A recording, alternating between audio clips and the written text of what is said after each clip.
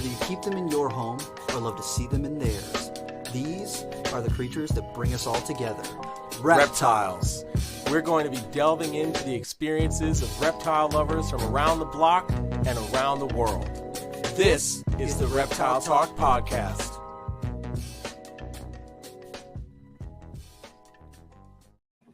Boom. What is up, everybody? This is Jeremy Turgeon from Brassman Reptiles. And I'm Robin. I'm keeping it real. Dude, we've made it to episode 100. Episode 100, the elusive. Right, it has felt kind of elusive, right? Yeah, just a little bit. Just a little bit, as our schedules have gotten a little crazier with life, especially in the last year. Yeah. But man, episode 100, it's here. Thank you to everybody that is already in the chat on YouTube and Facebook. We seriously appreciate it, and you guys already know the deal. Please share the video, hit that like button, all that other wonderful stuff. Man, 100 episodes. Dude, I remember when you were like, hey, I kind of want to like redo this podcast thing. What do you think about it? And then I was like, hell yeah, let's do it. Then I was like, let's think of like an intro. I really want to like a cool intro. And literally it just, everything just like fell into place kind of, you know, it did. And you want to know what's funny? The notebook that we wrote the intro in, I found while I was going through some stuff in the basement, and it's all still written out and everything. Hell yeah. But heck yeah. So super excited. Episode 100. We've got our good friend Brian Barczyk is here. I'm going to bring him on in just a second. Super excited to talk with him, and also very grateful because he's not feeling well. So happy that we were still able to make this happen. He's pushing through the illness, whatever the illness is. Yeah. It's not the vid, but it's something. I'm very grateful he was able to push through it and make it out tonight. I'm super pumped. Yeah, absolutely. And to anybody that is just joining us and may not have heard from the promo stuff, this episode is actually going to be a 2-hour episode. We've got Brian on for the first hour, unless he like faints and falls off his chair or whatever might happen. And then the last hour, we're going to have a bunch of guests from episodes past that'll be jumping on, doing kind of a cameo, talking about what's been going on since we've seen them last, and just kind of playing some catch up. And we think you guys are going to love that. I know for a fact, I'll give one spoiler, that Savannah from Gatorland is going to pop on. She's going to be one of the first people that pops on. Yes. So it'll be really great to talk with her. But without further ado, let's get the man, the myth, the legend, our friend Brian Barczyk in here. Bam! What is going on, Boom. dude? What's going on, guys? How are you, man? How's everything going for you guys? Man, so good. So how long did it take you guys to get to 100? How long you been doing it? Oh man. So we started a year and a half, 2 years, something like that. A little over 2 years, and we would have been here sooner. But as soon as Rob and I left Nerd, life got really crazy. Yeah. So it was hard to stay on the weekly maintenance of it, but we persevered and we did it before 2023, so that's all that matters. Just in time. It's just barely. Yeah, exactly. Hey, I don't care, it's just barely. We did it. That's That's true. That's good stuff, man. Good oh stuff. man. So Brian, I'm not even, usually we ask people like how they got started into reptiles and all this stuff, but people know who the hell you are. So I want to ask this question. When did we all meet? Because we've known each other for a long time. Yeah. I think there was some video footage of one of our earlier encounters, if I'm not mistaken. But I think so. Time. I know that that video is we both look a lot younger. That's for sure. True. Well, I don't know about that. I don't know. I might look a little older. I don't know. Yeah, you do have a little more facial hair in that video clip. Yeah, but no, it's been a long time, man. I don't know how long it's been. It's got to be climbing up on 20 years or darn close to it. You know, you figure that was early snake bites days. So that's 2008. So not quite 15 years, probably something like that. Yeah. Yeah, Yeah. It's been a long time. And speaking of the video stuff, I have something that I'm going to share that yes, I normally don't ever share this video. I usually try to hide it, you but should. I think It's the given 100th context, episode. it's the 100th episode. We're gonna do it. So bear with me, guys, really quick while I share my screen to embarrass myself. Oh man, here we go. Can certainly beat Throwback. That's funny. You sure this isn't going to be home? I don't want him. Oh, don't worry about it. Joe's gonna have a great time. Joey.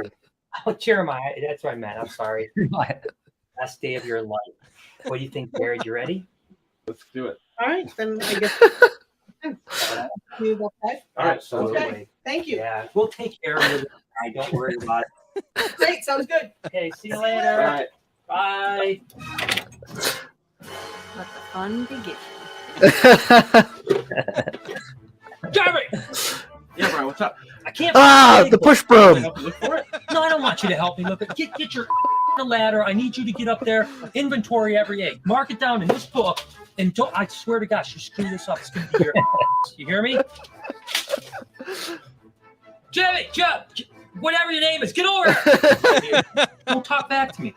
Look at this floor. It's freaking disgusting. I want you to clean this Oh up, my sweep it from God. front to back. And I'm talking quick. All right. Give me that. I need this. Don't ever go back to front. No.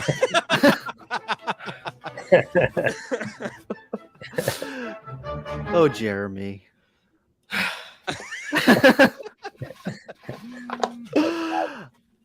I remember back then. What the hell is that? It's my mom. Better answer it. Get rid of her quick. Don't say a word. Hey, Mom. Oh, yeah, things are... The snake Those are great. hook, yes. The snake Oh, hook. yeah, I gotta let you go. All right, bye. Hey, Lori, my mom's gonna be here in a few minutes. I was wondering if I could just, kind of chill out. It's been a long day. No, a few minutes. Do you know how much work that needs to be done there? I would appreciate it if you could work for those few minutes you're waiting. Lord, Hey, yo, Jeremy, Mom, how you do you find those best keys part. yet? This is the best No, I don't part. think they're in here. Trust me. Keep looking. They're In the in there. You dumpster. better find them.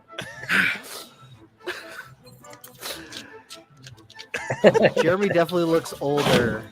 And So how did everything go?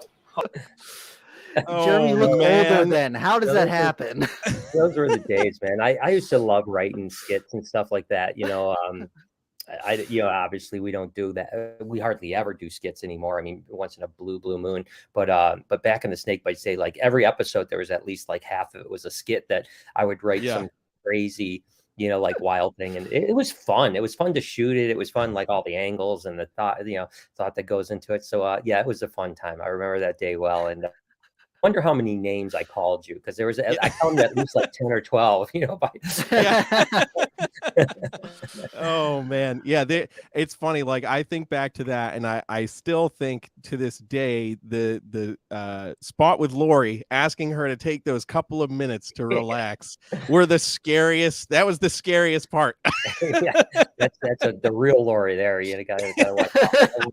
Everyone knows you don't mess with Lori, but she's covering for me too.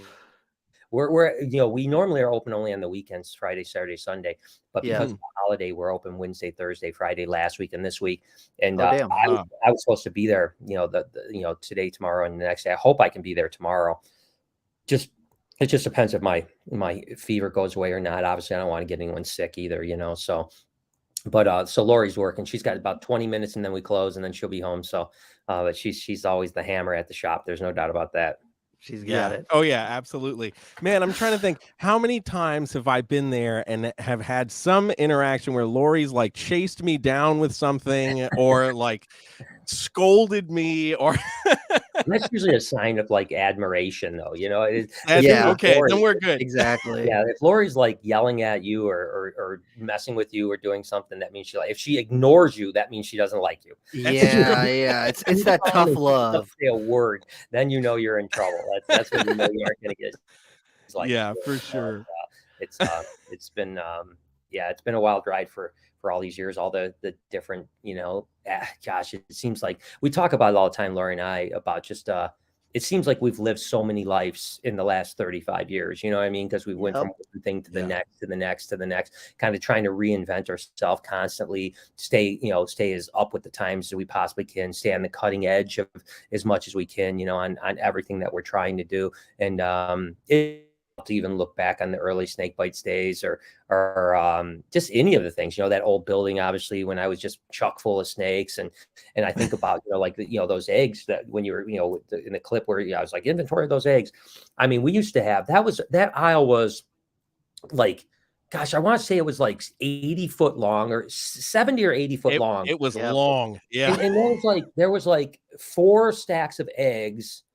And we used to go all the way down and all eggs, 80 feet. So it's like 160 feet, 4 stacks of just shoe boxes full of colubrid eggs, and we did 2 clutches per box.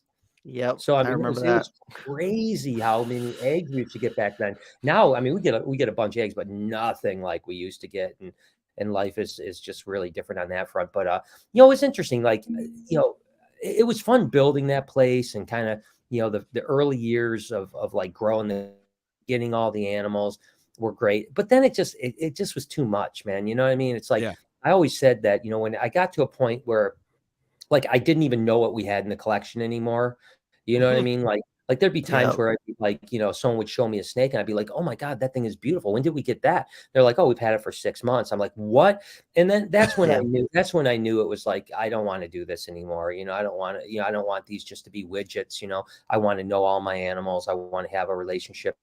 Now with all the boas, pythons, colubrids, obviously the Reptarium, which is a whole new whole different thing, and I know every snake we have. I interact with them all the time. So which was back then there was no way to do that. It was just too big, and you just had people caring for them and hoping the best that they were going to do a good job, and if they didn't, then you'd pay the price. Yeah, absolutely. It's crazy to just think about how, like you're saying, how many iterations there have been, because when people think about, someone who's been in the limelight like you, a lot of people are just thinking about the most recent thing or the most controversial thing. They're not thinking about, the Honduran projects from back in the day. They're not thinking about, filming for TV and doing this and doing that and all these little things that build where you're at right now and up to the Reptarium. And I think people get caught up in that online a little bit too much. And I don't ever worry about like online drama these days. Thankfully I don't get that much drama, but you still have the starch people that just hate everyone. I don't care about that. But like you said, it's been I think that's the hardest thing, right? Especially when you're doing something for as long as we have, since 1989.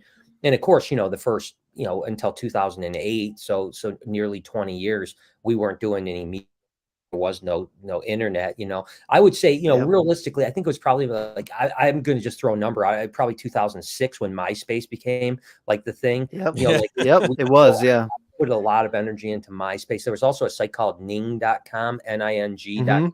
And Ning used to actually be the second largest website on the internet, just behind Google. Wow. And it was an interesting thing because Ning was like a little bit like MySpace in Facebook combined, where it's like you would have your own community. So like I'd have, at the time it was called Snake Bites TV. And then there would be all these profiles in my profile. Right. And so we had a community. And it was like really, like I said, it was like one of the biggest, websites on the net. So we put a lot of time into Ning. We put a lot of time into MySpace. And then it was funny how they both just went away. It was just, and you wonder about that even now, because we're across all platforms. I mean, obviously we work hard on YouTube, but we're also working really hard on Facebook and Facebook Shorts and Instagram's Reels and TikTok and of course now we've been working really hard on Snapchat. That's been my latest like conquest that I'm working on really hard. So there's so many platforms, and you do wonder, like I know a couple weeks ago, 2-3 weeks ago, something like that, the like Senate brought up a bill to ban TikTok again, and like, I wonder 5 years from now, are all these platforms that we were working so hard to build a following on, are they going to still be here? Will they go to the wayside? Will there be something new, with the AI stuff happening? Well, what's the next thing? What's Web3 going to look like? You know what I'm saying? It's like, but I think my point was, is that I think the hardest part is like to stay relevant for 35 years, you know what I mean? Like to still be in the conversation. And there's not, Kevin's obviously done it as well. There's not that were around back in the late 80s, early 90s that people even know. I mean, there's some people that still are in it. A lot of those guys are still in it. Most people don't even know who they are, because they don't even know the name. And some of the guys, like obviously Mark Bell is still the largest collection in the world, and he's been around since way before I was. But no one even knows outside of Bell albino, geckos. No one really knows Mark Bell. If he walked into Tinley, only the OGs would even, who he was, So I think that's the pressure that is really difficult, is to try to stay relevant, and try to be on top of it. I always talk about like being as omnipresent as you can, So the idea is like, wherever you go, I want to be, right? Like I want to be a part of that community, wherever it is on the internet, and that's, it's difficult. As a matter of fact, today, I don't know if you ever heard of a guy named Graham Stephan. He's a YouTuber that's like real estate guy. He's got I think about 5 million followers, does really well. Every video he does really well. But anyways, like my manager reached out to me today because Graham had posted a story saying like, hey, I'd love to talk to some YouTubers that, have over 1 million followers, but, would love to talk some advice about YouTube. I can share some of my, the blog, that type of thing. And so I like Graham stuff, and I watch all his stuff. Although he got caught up a little bit in the FTX saw people that was sponsored by FTX. But so I reached out to Graham today, just, via message. He's not following me, and I reached out to him, and immediately he responded within a few minutes and was like, bro, I love your videos. I just watched that one you did at Adam, Country Sandler. And it's so that's the thing that's really weird, is when someone that has nothing to do with reptiles, like nothing at all to do with reptiles, like you find out, and I'm sure he's not watching it. I'm sure I just popped up from time to time, and he so the relevancy is a difficult thing to do, and then what you do to what's the reason for the relevancy? I think that what is, and I'm sorry, I'm rambling here. It might be the no, you're good, man. I think the thing that is that when you do grow that relevancy is again what is it for? Is it for your ego? Is it for money? What is it for? And I've told people that everything I do in life, whether it's merch, brand deals, all my businesses, which I'm, have so many freaking things going on. It's ridiculous. I think that's a video that we filmed so we're filming out a little bit right now because I'm taking a week off in 2 weeks. So we're trying to good. Yeah, it's the first time. The first time I've taken a week off in 20 years, dude. 20 years. Years. Good. Freaking good for you, dude. Yeah. But my point is, I'm doing a video that is kind of like, for the first time, talks about all the things I do, like every aspect that I do. And it'll be interesting to see how it comes together, because it was interesting the way we filmed it. So I'm hoping it'll be a really good video. But my point is that like everything I do is for one purpose, and that purpose is just to make cooler experiences for people to come to see. You know what I mean? The Reptarium, now the aquarium. It's like I could write off and have to worry about money and be done with it, and I'd be good. But instead, I'm spending every dollar I have, and then some to do this next iteration. So that's why, that's the relevancy to me, is just like, it's not for my ego. It's not for me to, pad my bank account. It's because I just want to create something that's really special. That's a legacy that, people will know forever, Yeah, absolutely. Absolutely. I just want to throw this out here. James with the super chat. Appreciate you, man. Cheers to episode 100. Remember to hit that like, y'all. Yes, please hit that like button. Thank you so much. Limey's in the chat. So I'm keeping my eyes peeled for any nonsense that might come from Limey. Oh, you never know. I love that guy though, man. I haven't seen him in so long. I miss him a lot. I can't wait to see him again. Listen, can I tell you? So when I found out, I didn't know he was down here in the Carolinas. Right. So when I heard that he was down here, I was like, oh man, Limey. So I go to a show, I see him, and I'm messaging my mom. I'm like, man, you'll never guess who I just saw at this expo. And she's like, who? I'm like, Limey. She's like, I thought that old bastard died years ago. Jeez. There's a love for him that I take it on. Yeah, right. Oh man. Oh, speaking of his ramblings, he says, Brian, can you take your hair out of the ponytail and do your Fabio impression? I could try, but maybe I'll do that on a different. Right now, my head's a little light. If I take it out and swing, Yeah, he's going down. Yeah, Yeah. he'd be going down. Yeah, I might pass out. But ironically enough, I had just I was in New York a couple of weeks ago, and it was with Noah, his girlfriend Jay, both Jays, and they talked me into start doing a man bun, right? I saw that. I was all about it. I was like, this is cool. It's a new style. It's all cool. Lori like immediately shut that shit down. I will punch you in your face if I ever see that in a man bun again. It's like, I hate man buns. I hate everything to do with them. Oh no. Laid the smack down. Yeah. So I think there was like 3 or 4 videos where I had a man bun and then that was it. So yeah, but yeah, I'm grateful that I still have the hair I have, so I'm celebrating. Man, I saw that. I saw one of those videos and I was like, interesting hairstyle, Brian. Yeah. Well, I was with young people and they were all like, bro, you just got to get like you got to do the man bun and make you look cool, like, and then they like, got my ego going the whole time. Like, dude, you look so badass. You kick someone's ass right now, so they had to pump up, right? Like I'm all like, yeah, that's right, baby. I'm badass. Oh no. It, man, Oh man, that's no too more man good. bun.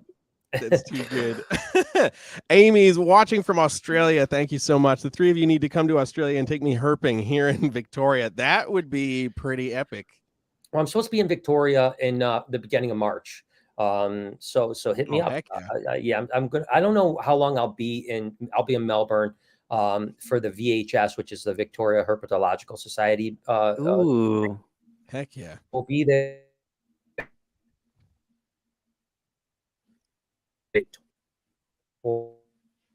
And you guys still got me? Yep. Yeah, we lost you for a second there. I just lost you for a second. Okay, cool.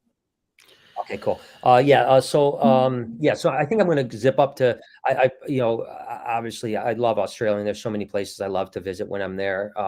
And this will be my 10th time there, believe it or not. That's crazy. Wow. I think that to Australia, but I spoke with Bob Irwin, Steve's dad, a few weeks back, and he invited, I told him I was going to be down, so he invited me to his place, and that, so I'll probably zip out of Victoria pretty quick and go hang out with Bob in Queensland for a little bit, and then I might fly up either to Northern Territory, NT up in Darwin, or maybe over to Alice Springs. I'm not sure yet, still kind of getting the plans together, but hit me up because I'll be down for herping for sure. Hell yeah. Australia's still up on the list of places that I need to go. It's just a brutal flight, and I mean, I've just started traveling again, recently. I didn't travel much, during COVID because I just was, wasn't into it, and the thought of having a mask on a plane was I don't like flying as it is, even though I've flown it all over the world many times. I still never have liked flying. And so to have a mask on, I couldn't do it, man. My anxiety was way. So now I'm back. I've been on a plane a handful of times over the last month and a half. I know, Jeremy, you're always on a plane, but so we're going to do Australia, and then in April we're doing South Africa. So we got some, and I'll be in Mexico in 2 weeks, but that's vacation. Ooh, dude, heck yeah. Lori's got to be pumped for that. Yeah, I think we're both in the same spot where it's like, we're both pumped. I'm off and just chill, but like there's so much going on right now that it's like we'll be happy when we're on our way to the airport. Until then, Yeah. No. Once you walk off the plane, that's Yeah, when that's it it. all like really sets well, in. customs actually is probably more like it, yeah, because that Yeah. customs line down there can sometimes be unbelievably brutal. It can be like 2 Oof. hours in customs, but Sheesh. that's when it like life is like, oh, thank gosh, this is great. But yeah, you know, there's just so as you guys know, happening right now in my life, and every day is full of insanity. That's why I like taking today off, because I was so sick. It's I mean, I have to get back to work tomorrow whether I feel good or not. I have no choice because I can't afford to take any time off. It's so busy. But hey, listen, I'm not complaining because I'm the one that makes my own bed, right? You know, I keep adding stuff. So I still love everything I'm doing, and obviously the expansion of the reptile zoo and aquarium is big passion project for me. It's like it's consuming my life every single day, you know. So it's pretty amazing. Yeah, when you had mentioned to me that that the place across the street they were moving, I was like, in the back of my mind, I was like, he's getting that building. Yeah, He's gonna get that building, and then it happened. I'm like, yeah, I'm not shocked. Yeah, and it's crazy now because, you know, you get to a point where there's all these like steps in the process, right? You know, the first step was finding out who.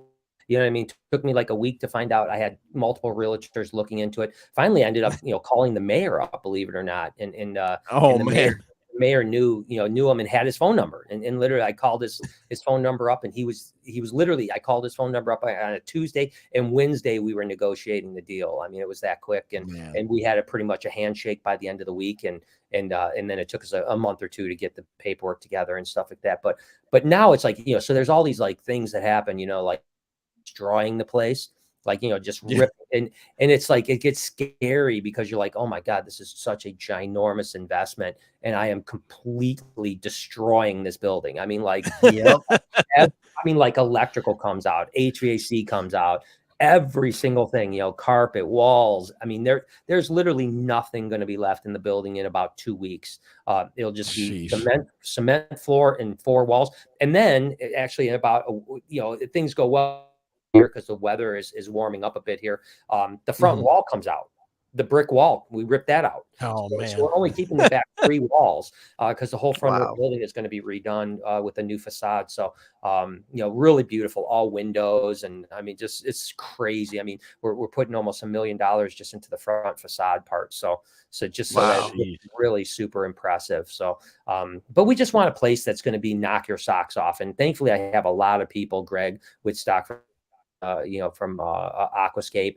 I've got him helping me out. I got Steve Bashy from Bashy Aquatics doing filtration for me. I've got, you know, Stuart from Universal Rock is involved, you know, so I have a lot of players that are really helping me through this, not to mention, you know, a lot of other things, but it's scary. You know, I'm not going to lie to you, dude. You know what I mean? It's like, we're still running the Reptile, we're still, you know, breeding snakes, you know, and doing all that stuff. And you know, we're trying to retool, you know, for a while there, we were trying to downsize the breeding center. But now we've decided that we're just going to retool it to make more sense, to really work. We're super excited about and stuff that is in high demand. And I'll still work with ball pythons because I love them. But you know, like, you know, we'll probably pare down some areas, grow in some other areas and stuff like that. So a lot to care for sure. Yeah, absolutely. I think that is such a useful little tip that I think that a lot of people are starting to do right now, because when COVID happened, a lot of the people who were breeding snakes, even just as a hobby, were, you know, selling snakes hand over fist. And now people slowed down and they're starting to look, well, I expanded into all these different things that I thought I could do or that I wanted to do. And then when sales slow down a little bit, or when you're just looking at how much work you've got on your plate, really paring down and just finding ways to be more efficient is way better for your bottom line and for just your, you know, mental health. Just being able to look at things and be excited about it, and because I mean, it's exciting to work on new projects, but sometimes, you know, it can really wear on you just if you're not seeing the results that you're looking for. Yeah, and some of these things take so many years to get to that point, you know. And I you know, it's funny, you know, we've been around long enough to know that there's ups and downs in the market, and I was a little bit taken aback how many people thought that it was a new norm in 2020, 2021. Like a lot of people, I talked to many people that were doing massive expansions because they believed that this was just going to keep going. And don't get me wrong, BHB, it was our best, 2020, 2021 was our most profitable years, as far as net profit, EBITDA than any other year we've ever been in business. So it was great for us, but we knew it was going to slow down. And the idea, I mean, we were shipping literally, it was crazy. We were shipping Monday through Thursday. A light day was like 70 packages. Like a light day. Sometimes we're up to 100 packages a day. Now we're back down to like, on a busy day, we're at like 35, maybe. On a light day, we're at that's reasonable. We're basically back where we were before COVID, before the stimulus money. And I knew that was coming, so we didn't do anything that was based on that. We were just very couple years, and again, the couple really good years from BHB is just going into the expansion, just money for the expansion, and I mean, I'm going to spend, like I said, every dime I have to my name and then some to make this happen. So it's I'm glad we had those years, but now I know that and it's not like the reptile market's going to go away. It's just going to calm down. There's going to be a few people that like get hurt, because they have kind of grown their life to an expectation. Not only 2020, the complete aberration, but even before that, we were really in an 8 or 10 year bull market. And the economy as a whole, right? Real estate, stocks, everything else was going through the roof. And so people had a lot of expendable money even before COVID. And so we really can't, listen, there's always I was out at, I don't know if you guys saw, I went out to Andrew Sandler's big tank out in New York.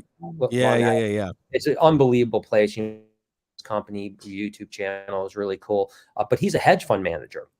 And he manages billions of dollars worth of funds. So we had some really good economic talks when I was out there. We spent the whole day there. It was really great. And the economic cycle is always about every 10 to 12 years, over the last 100+ years.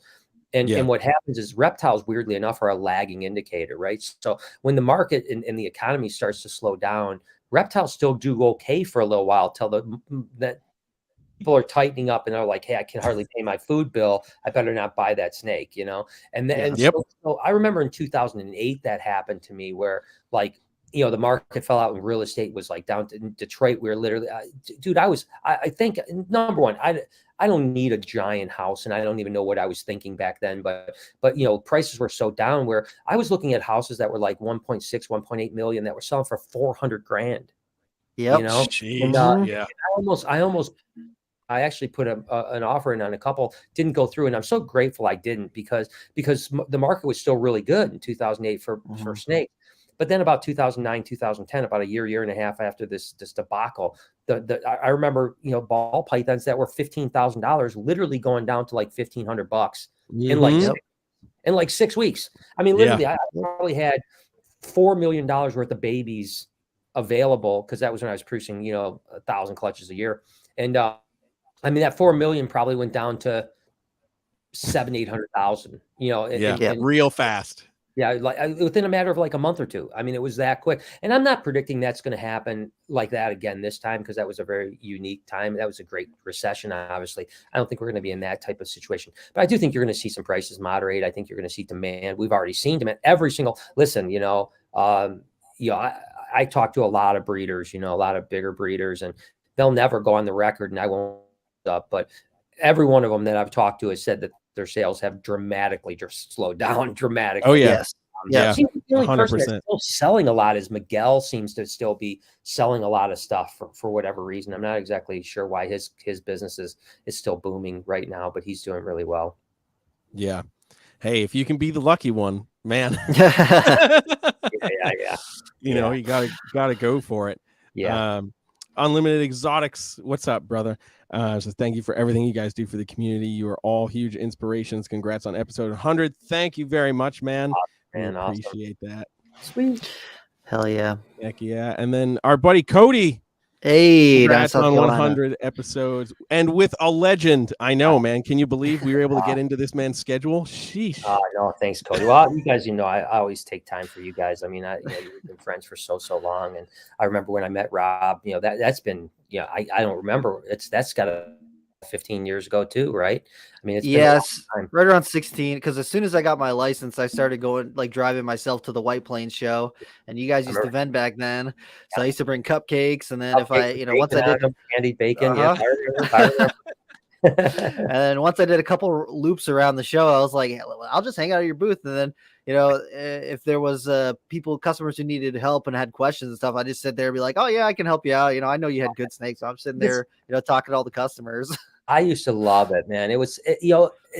So there's this part of me that doesn't miss reptile shows, right? Like, the packing, the driving, the unpacking, the brutal schedule, but then there's this other side of me, like the camaraderie, like me, seeing you and so many of my other friends, that you just, you become like a little family, you just every time you go, and that show was every 6-7 weeks or whatever. So we're in New York, 8 times a year, whatever. And I miss that part of it for sure, but I don't miss the rest of it, I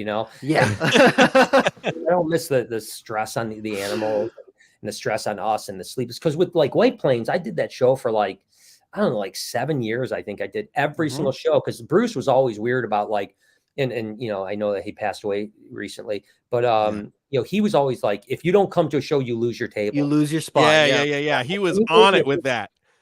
He gave me a pretty prime spot, so I didn't want to ever lose that spot, right when you walked in the door, and so I went to every single one for like 7 years. But yeah, I mean, most of the time, every now and then we would come out. It was a Sunday show, of course, you guys remember, and every now and then we'd come out Friday and like spend Saturday in the city. I would say maybe twice a year we do that, but with the exception of that, we'd pack all day Friday, leave Saturday morning, get there because it's an 11-hour drive, so we would get there at like 8 o'clock, 9. Wake up at 4 to get ready to go to the show to start setting up at 6. We do the show till 4, pack up, hopefully get on the road by 6 to drive all the way home and not get home till like 5 in the morning. So over that like 48-hour period, you literally slept like maybe 6 hours, 4 6 hours. And of course, I used to always complain because it was always hard to get people to go with me, because at first everyone's like, yeah, I want to go, this is awesome. After 4 or 5 times, everyone's like, I don't want to. Not into it. Yeah. So I would always have just like one person with me. That's why when like Rob, when you'd help out, it was so great at the show, because, and I had a few other people that would do the same. But but I was always the one that got stuck driving all the way home, because whoever I brought would sleep. Of course. So like midnight drive, especially in the winter time, driving through Pennsylvania mountains with the snow and just nothing. Yeah. And you'd have to be crazy, because we'd have to have a cargo van, right? Because we had so many snakes like that and all our gear. So not very well insulated. So you'd have to crank the heat up in the front in order to keep it warm back. So in front, you're literally like sweating, you're dying. It's like 98 degrees up front just to keep it 80 degrees in the back. And that's like for 11 hours straight. It was, oh gosh, but at the same time, I do miss some of the aspects of that show, and it was a lot of fun. Yeah, that was definitely a fun show. I remember being behind your table at one of the White Plains shows, and you're like, hey man, can you just watch this section? I gotta go and pee. Like, I just gotta run to the bathroom.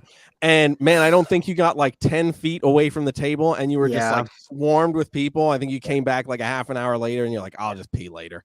I know. That's usually what happens. I mean, I've learned my lesson now with shows where, like, I always make sure I pee before I get to a show, because I, like when I did Tinley this last time, I mean, it was, we got there at 9 o'clock, and I don't think I saw, show, by the time it closed, I got maybe past 20%.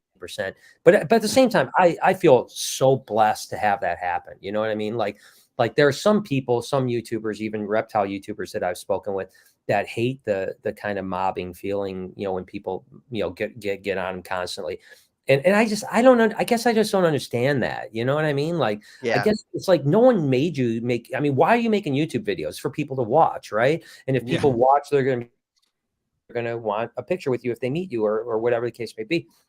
And it's like when you have the attitude like, oh, it's just too much, like we saw a little bit of that with Animal Con last year, where there were a couple creators that were a little bit like, I mean, they've even talked to me this year about like next year, is there a way that we can not, and we weren't even packed down there. I mean, it was like, I mean, Saturday had quite a few people, but it wasn't like, I mean, I think this year will be 3 times the amount of people, I think there'll be Easy. easy. I think it'll be way, way busier, but I've had a couple of reach out and say, hey, we need to, and so we're setting it up to where hopefully, if a creator doesn't want to have to walk through the crowd, they don't have to, which is kind of a bummer to me, because I'm like, that's what it's all about. You know what I mean? Like, yeah, right. About meeting people, enjoying yourself, but people are weird like that. And that's just, hey man, if Kevin can walk around and enjoy For himself, real. anybody can. yeah, exactly. Yeah. Well, we have to keep Kevin busy. That's what the thing was with Kevin. That's also very true. Yeah. Busy this time too. We'll keep him busy. I mean, so busy he didn't even know what panel discussions he was on or wasn't on. Yeah, sometimes I think one time me and him both went to the wrong panel, sat down and started talking, and then someone came and got us to take us to another panel. We're like, oh, we're in the wrong place. But I think a lot of growing pains, obviously, learning how to do things this year. It's just you'll see, and I pray both you guys will come down for it. A much different feel this year. It's still we're still gonna have the same amount of panels. There'll be 5 rooms with panels in it, but there's a lot of other stuff going to be going on too. We're gonna have scape offs with water, aquascape offs. Oh, hell we're gonna yeah. have like terrascape offs with we already have, I can't say who we have sponsoring it yet because it's not public, but we have someone already sponsoring the Reptile one, so they'll provide all the equipment for scape offing, and we'll have we'll have that stuff going on. We're going to have, there'll be other like Bird Tricks, for instance, which is a great YouTube channel. They're going to do like a show and like with the bird, they do the bird tricks. It's like a 45-minute thing they're doing. So we're going to have a lot more stuff like that. That's more entertaining as well. So it's not just panels. The other thing is we hope we'll have about 200 tables in there. As opposed to, we didn't want to sell a lot of vendor tables because we were concerned, like if we tables and it turned out to be a flop, that the vendors would never come back, so so we wanted to make sure that we didn't. So just so you guys know, I'm sure you guys know the economics behind these things is most shows, the vendor tables pay for everything, right? Like, so Tinley, like the money they make on vendors pays for everything, and then there's some profit probably at Tinley because they sell so many tables. So all the people through the door, all the extras that's all extra. That's profit, right? Yes. Well, we were about 200,000 to Animal Con, and we literally only sold about $50,000 worth of table/sponsors. So we're about 150 out, having to do people through the door and other means, and we ended up doing fine, actually. I thought I was going to lose like $100,000. I'll be honest with you, I thought I was going to lose like $100,000. But we ended up coming out of it pretty good, because at the last few days we sold quite a few tickets, and it turned out to not be a complete failure like I was worried about. 10 days before, I thought it was going to be a complete bust. Man. I thought it was going to be, when I saw the amount of tickets that we had sold 10 days before, I was like, oh my God, this is going to be really, really bad, And then the last 10 days, and like I said, in particular, the last 3 days, we sold, over 1,000 tickets, and it at least made it okay, there was enough people to make it cool. And like I said, this year, I think 4,000 tickets will be easy sales, And by the way, it is September 15th through the 9th or through the 17th, same place, Crebe Royale down in Orlando. And we'll see if we might move it. I've talked about maybe moving it to Texas the next year, possibly. I'm not sure yet, because Florida is not the most friendly place for animal events, and because we want to have some live animals there, because we want to walk around to be able to see live animals, and maybe even in some cases purchase some stuff. And then you have to deal with the FWC, so we might move it to like Dallas or something like that. We'll see what happens. I'm not sure yet. It's just, that's way out in the future. We got to get through this year first. Yeah, for sure. Yeah, dude, I really do want to make it to the next one. I was seeing a lot of video from people who I know who went to that, and it looked like it was a lot of fun getting to talk to people kind of a little bit more intimately, people who follow you, and kind of get them to, because it's one thing to like see someone on a screen, but Brian, I can tell you when people meet you in person, like if they like you online, they're like, "Oh, I like Brian Barczyk. He's pretty cool." And then if they meet you in person, they're like, I love this guy. He's like incredible. He's amazing. Like, Yeah. Well, thank you so much. I mean, it means the world to me. And I think that the other thing is meeting all, like you said, the people that support you, but also meeting all the other creators. And last year we had 103 creators on the roster. I think 92 showed up. So we had about 9 that go, some last minute canceled because a couple had COVID, a couple just had some transportation issues. Like I said, there were I'd say there's only maybe 3 or 4 people that just didn't, no call, no show. You know what I mean? Like I called them, they wouldn't answer the phone, wouldn't text me, and they just didn't show up. And that was kind of a bummer, but we're probably shooting for about 150 plus this year creators. Because there's going to be a lot more. One of the things that we're going to do as well is have like a live stream going. And that's going to be like a podcast. There'll be, so like every 15 minutes, I want another person to be on the podcast all weekend long, so that way people that can't come to the event, at least will get a chance. And it'll be right in the event room. And it'll be on a little stage. There'll be maybe 40 chairs there. So if someone wants to watch their favorite creator on the podcast, there'll be speakers, coming out to the audience. So that'll be just another event that people can do on top of, stuff. So it's been fun, brainstorming it, but it's like I said, and this is the video that I told you I shot. It's like, if you really think about the Reptarium is like a full-time job, BHB is a full-time job, the expansion is more than a full-time job, Animal Con is a full-time job, and then you've got all the little side businesses like Reptile Army and Reptile Prime, and I have a couple other big things in the works right now that I can't talk about, but we'll have here early 2023 that I've been working really diligently hard on. So yeah, I mean, there's a lot of full-time jobs for one person, but that's all right. Yeah.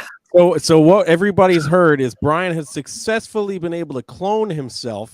Yes. And, well, I will say this, on that topic, obviously I haven't cloned myself, but putting he said obviously. I haven't figured it out yet. Myself with a great crew, and I really do have a great crew, so I'm a big delegator. I believe that you don't micromanage people. I want people that are self-motivated and take ownership in everything that they do, whether it's an educator, whether it's a keeper at the zoo, or whether it's a ball python husbandry keeper. I want everyone to be able to do their job, and it takes so much of that pressure off me, so that I can just kind of loosely oversee what's going on. And of course, I'm always there for every project. And Lori and I are work, which is every single day. We're out constantly getting people coming and Brian, I got this snake looks this way, or hey, this snake did this, or whatever the case is. So it's a constant thing. But I also have a tremendous crew that are really great people, and that's why I could never do all the things I'm doing if it wasn't for that incredible crew of people that I have every single day. Hell yeah. Yeah. Hell yeah, man. I just want to hit. We got a couple more super chats. Want to hit? Natalie's Reptiles says, "Sorry, I'm late. What did I miss? We're just hanging out. Natalie, You just missed us. Natalie, you missed the big. You got to watch it later because some of the biggest news ever came out at the first couple minutes. Yeah, it was huge. True. I can't talk about it. We can't talk about it. But it was huge. Our friend Jay Muller is in the house. Says, "Sorry, I'm late. Love you guys." Jessica, thank you so much for being here. We appreciate you. And who else? I just saw one other one come through. Natalie's Reptiles came back with one says, "Hi, Brian. I hope I can make it out to the Reptarium again soon." I hope you can too. And like I said, it's we're always improving where we're at now, and then obviously late 2023, hopefully October. I keep saying September, but realistically October is when I'm shooting for opening at the new place, and that I hope will be a level that no one can imagine that we've been able to achieve. So again, we $4 million into the expansion, but we're probably doing about a $6 million build out, right? Wow. So we're saving a couple $1 million in a couple different ways, by cost savings through, for instance, buying used tanks. When you buy giant, you got to remember, we bought a tank that was $350,000 for $60,000. And brand new, it was $350,000, Yep.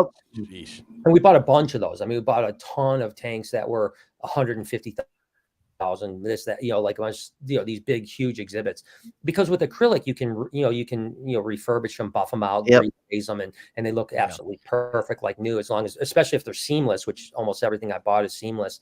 And now that's the way to go. Yeah, and now we're creating, and then there's a couple ginormous, tanks that we have to build. We can't buy, as a matter of fact, they have to be built in-house, because there's no way, like 25-foot cylinders and stuff like that you can't build.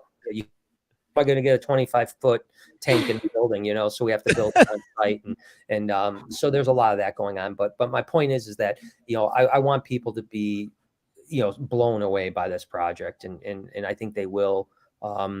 It's going to be really fun to see the end result, Dude. Hell yeah, dude. I'm so stoked. I mean, from seeing the last BHB building that you had to the Reptarium 1.0, then to 2.0, I mean, it has been amazing. It really has been, and this new iteration, I already know I'm going to be speechless when I walk through those doors. I can't wait to, and that's what's going to be really special to me, is with, guys like you that are friends of mine, to come that first time you come to see it, and to get your reactions is going to be really special for me.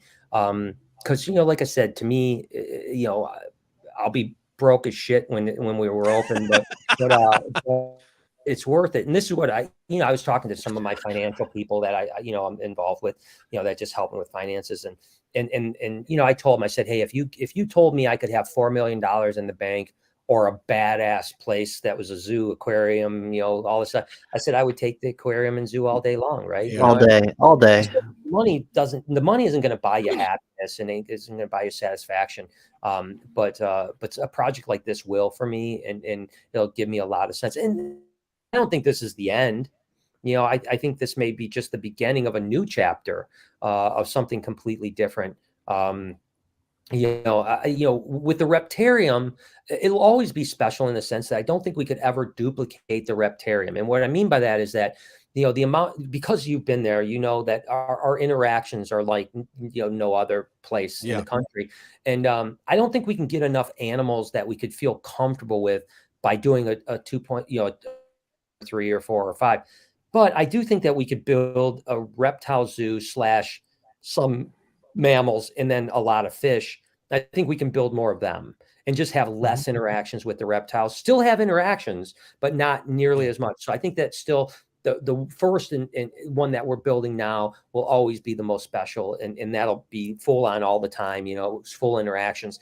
But I could see myself building more of them potentially in the next several years around the country, just with less exposure. Again, still have enough stuff to make it cool and experiences, but not have almost every animal come out every night. Like that. That's just unsustainable. So because we have to, first and foremost, we have to make sure that the animals don't stress out, and that people don't get hurt. Those are the two big things. And we work so hard on the lineup of animals, the animal ambassadors that we have.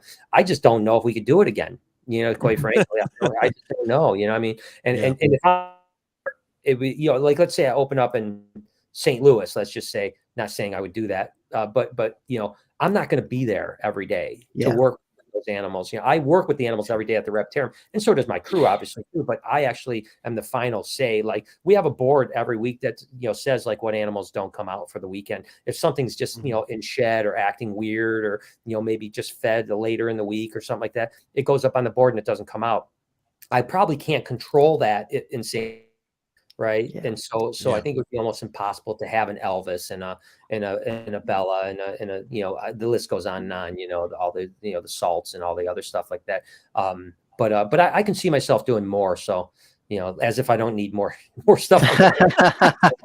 Again, I mean, if this one goes well and financially I'm doing well 3, 4, 5 years from now, I'm not going to just stick the money in the bank and live a stupid life. I'm going to spend it on the next animal thing. That's just the way it is. Yeah. Hell When money is not the motivating factor, it changes things and allows you to do a lot more of that stuff that you want. Yeah, it's and listen, I've been broke in my life, and I've been decent, well off, and I can understand how people get tied up in the wealth.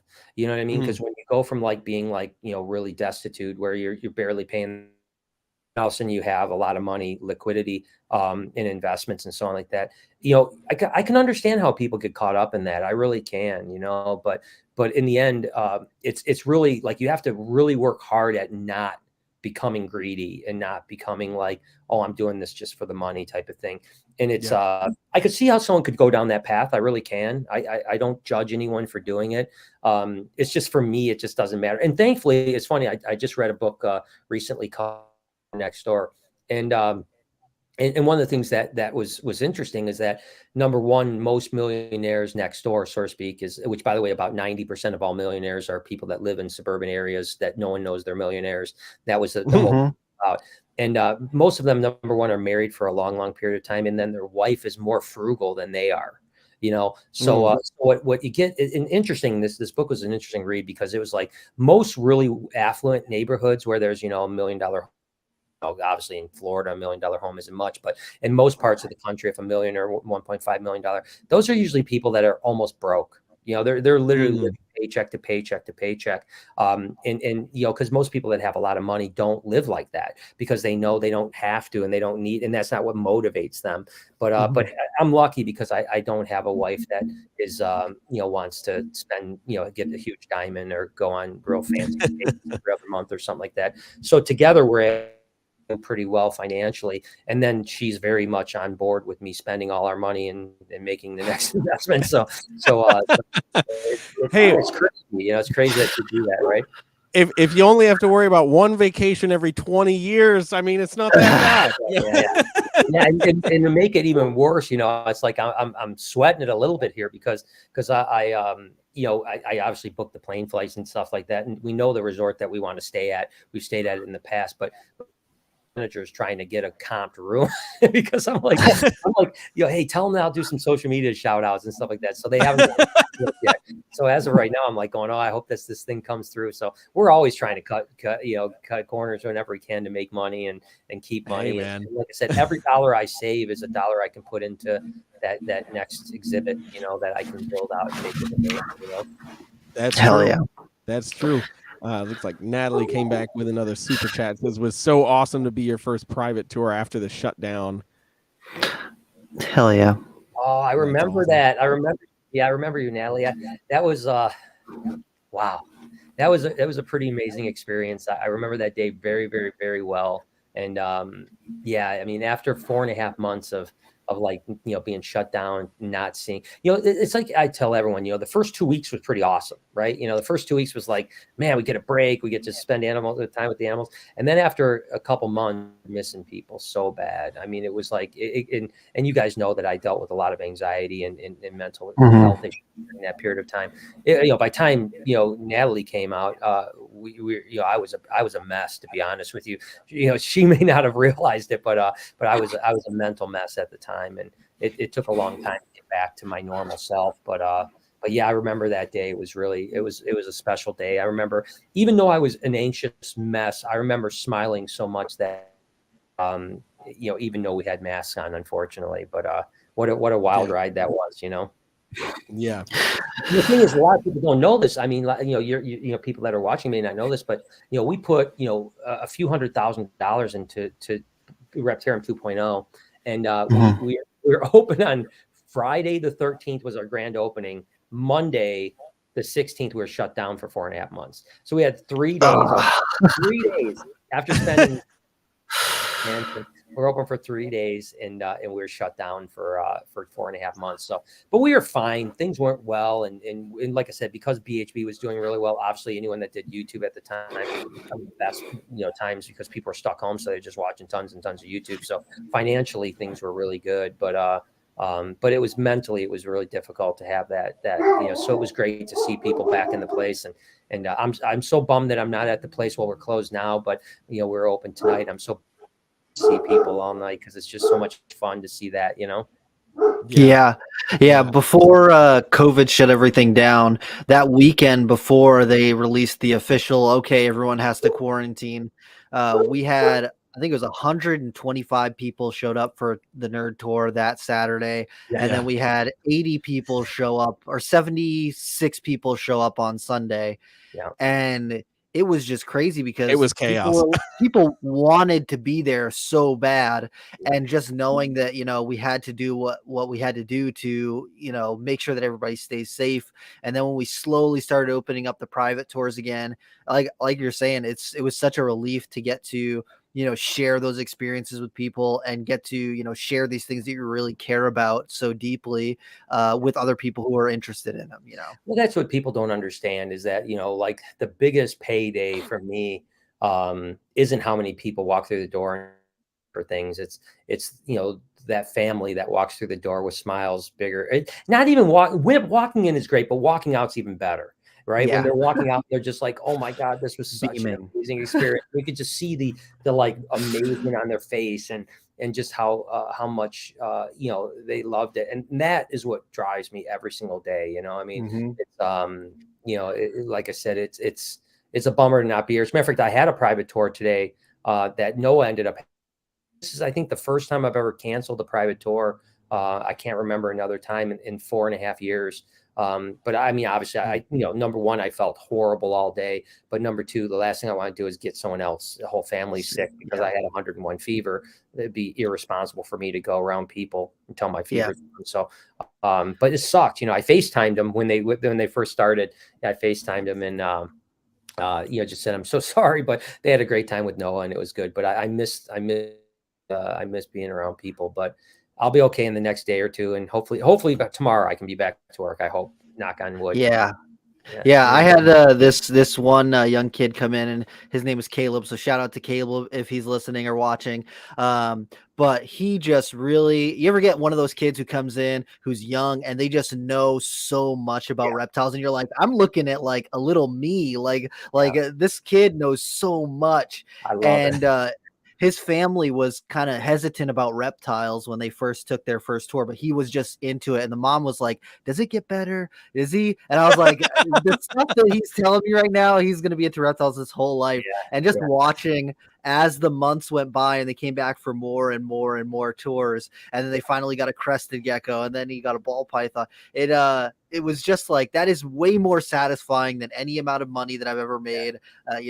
Just seeing that next generation and seeing people who are, getting into it and already are passionate about it. That just is like so much more invigorating to me than any paycheck I've ever received. Oh yeah. If you, I said this about, and I know we got to go because you've got other people coming in, but I said this about, like the big building, when I had the big building, I said, when I got to a point where I didn't want to do it, I was going to downsize.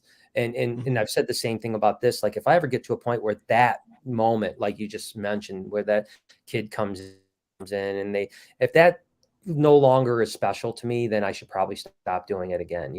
I don't think it ever will, because I think that really the Reptarium, I was always passionate about reptiles. I never burned out on them ever. So many people burn out after a while. Like I never burned out, but I will say that, like I probably plateaued a bit, and then when we opened the Reptarium, it like reinvigorated everything that I had, I mean, like every, like I am obsessed with reptiles right now.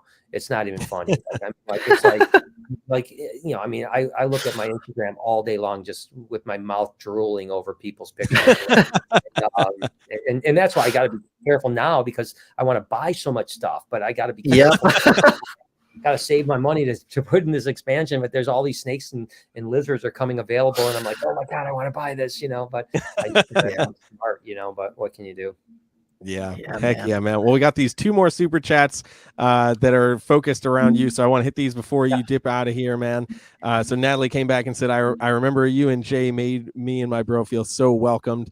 I mean, if you've ever been to the Reptarium, I mean, that's exactly the feeling that you get when you're there.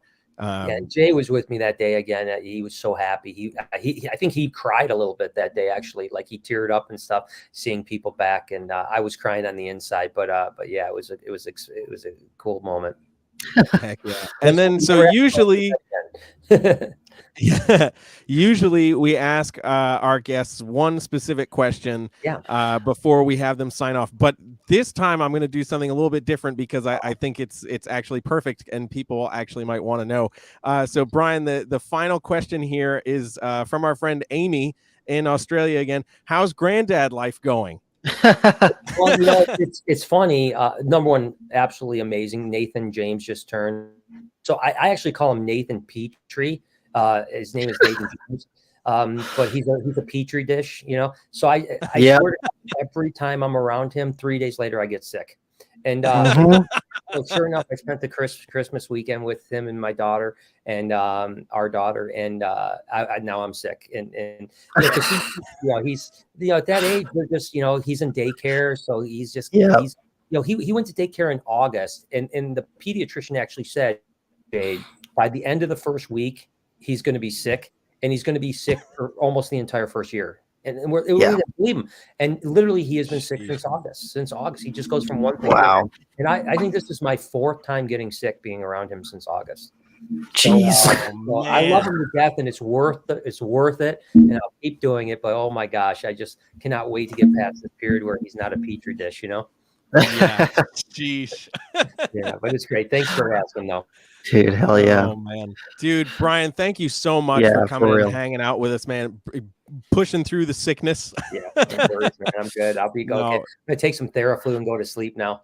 Yes, go do that, man. Thank you again so much, man. It's always great talking to you. Love you. So glad you can make some time, and we really appreciate you being here for the 100th episode. No worries. Love you guys, and congratulations on the 100th, man. I'll talk to you guys soon.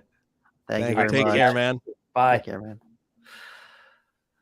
Bam. Okay, so before we run and bring in our next couple of guests that popped in here, oh man, 2 things. Okay, 2 things. I'm gonna give this shout out to Derek Piedretix for this super chat. Happy 100th episode. Thank you for everything you do. I wouldn't be here, in this community wouldn't be what it is without people like the 3 of you, man. Thank you so much. Thank you so much, man. Dude. Man, yeah, thank you. Just thank you. We're going to take a quick ad break, and then we're going to bring on 2 other guests that have just popped in. So we'll be right back in 2 minutes, guys. Black Box Cages, located in Buford, Georgia, is your one-stop shop for all of your caging and rack needs. Owners Jen and Clint are at the helm of this fantastic company. With one of the shortest lead times in cage and rack manufacturing, Black Box can satisfy anyone's needs. From baby racks to V70s, arboreal and terrestrial caging to deep-fronted bioactive enclosures. You can find everything you need right here. New enclosure sizes and products are added frequently to their availability, so be sure to check back often. Black Box Cages have tons of customizing options for lighting and heating. Along with that, cages and racks can be stacked with metal stacking dowels, and all cage joints are dadoed for improved durability and stability. Most cage units are flat packed, but are pre-assembled prior to shipping to ensure a solid build every time. The Micro, XC18, XT3, Bio-G, and 3-stack V70 ship assembled, and all other racks are shipped freight and assembled. The XR16 and XR20 model racks allow keepers to mix and match tubs. Fitting both Vision and Freedom Breeder tubs, you can mix the V15, V18, and V35S tubs, or the FB5, FB8, and FB35CV SC tubs. This kind of flexibility allows keepers to raise their animals from hatchling to juvenile or subadult size before needing to upgrade into adult caging. Don't just take our word for it. Go to their website to see countless customer reviews and review videos from keepers all over. To learn more about Black Box Cages, follow them on Facebook and Instagram at Black Box Cages, and of course their website, www.blackboxcages.com. Links to their socials and website will be available in the podcast description.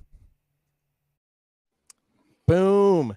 Heck yeah. So we are back for the second half of the podcast. Super stoked.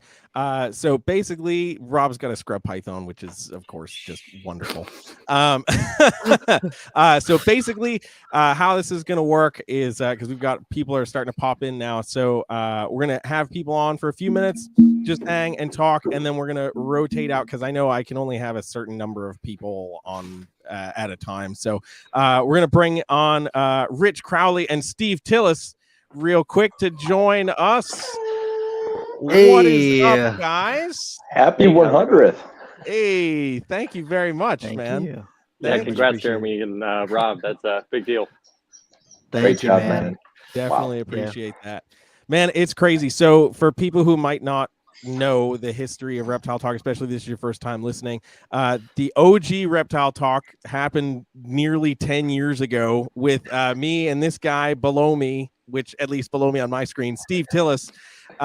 We were two young kids that thought we knew what we were doing, and we cut our teeth on on Blog Talk Radio. Yeah, I don't remember what the episode count was, but it was well under 100. It was well under 100. Yeah, college interrupted that for both of us. Oh yeah, it did. Continues.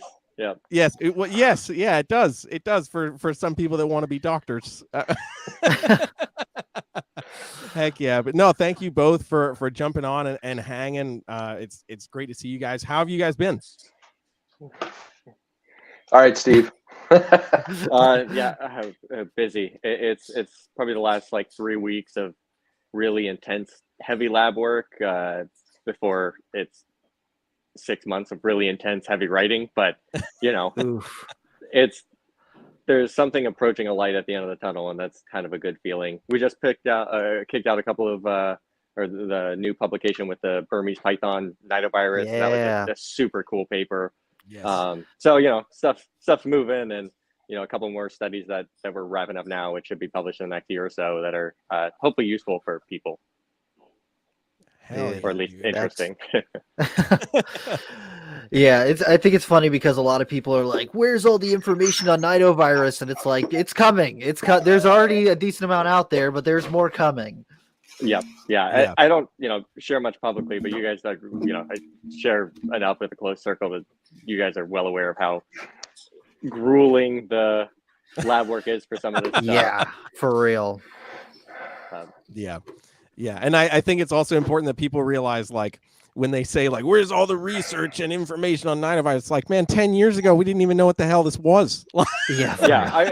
Even 5 years ago, just the amount of genomic stuff that I'm able to do for the cost I'm able to do it is revolutionary. I mean, there just isn't money to explore something as uninteresting as a snake virus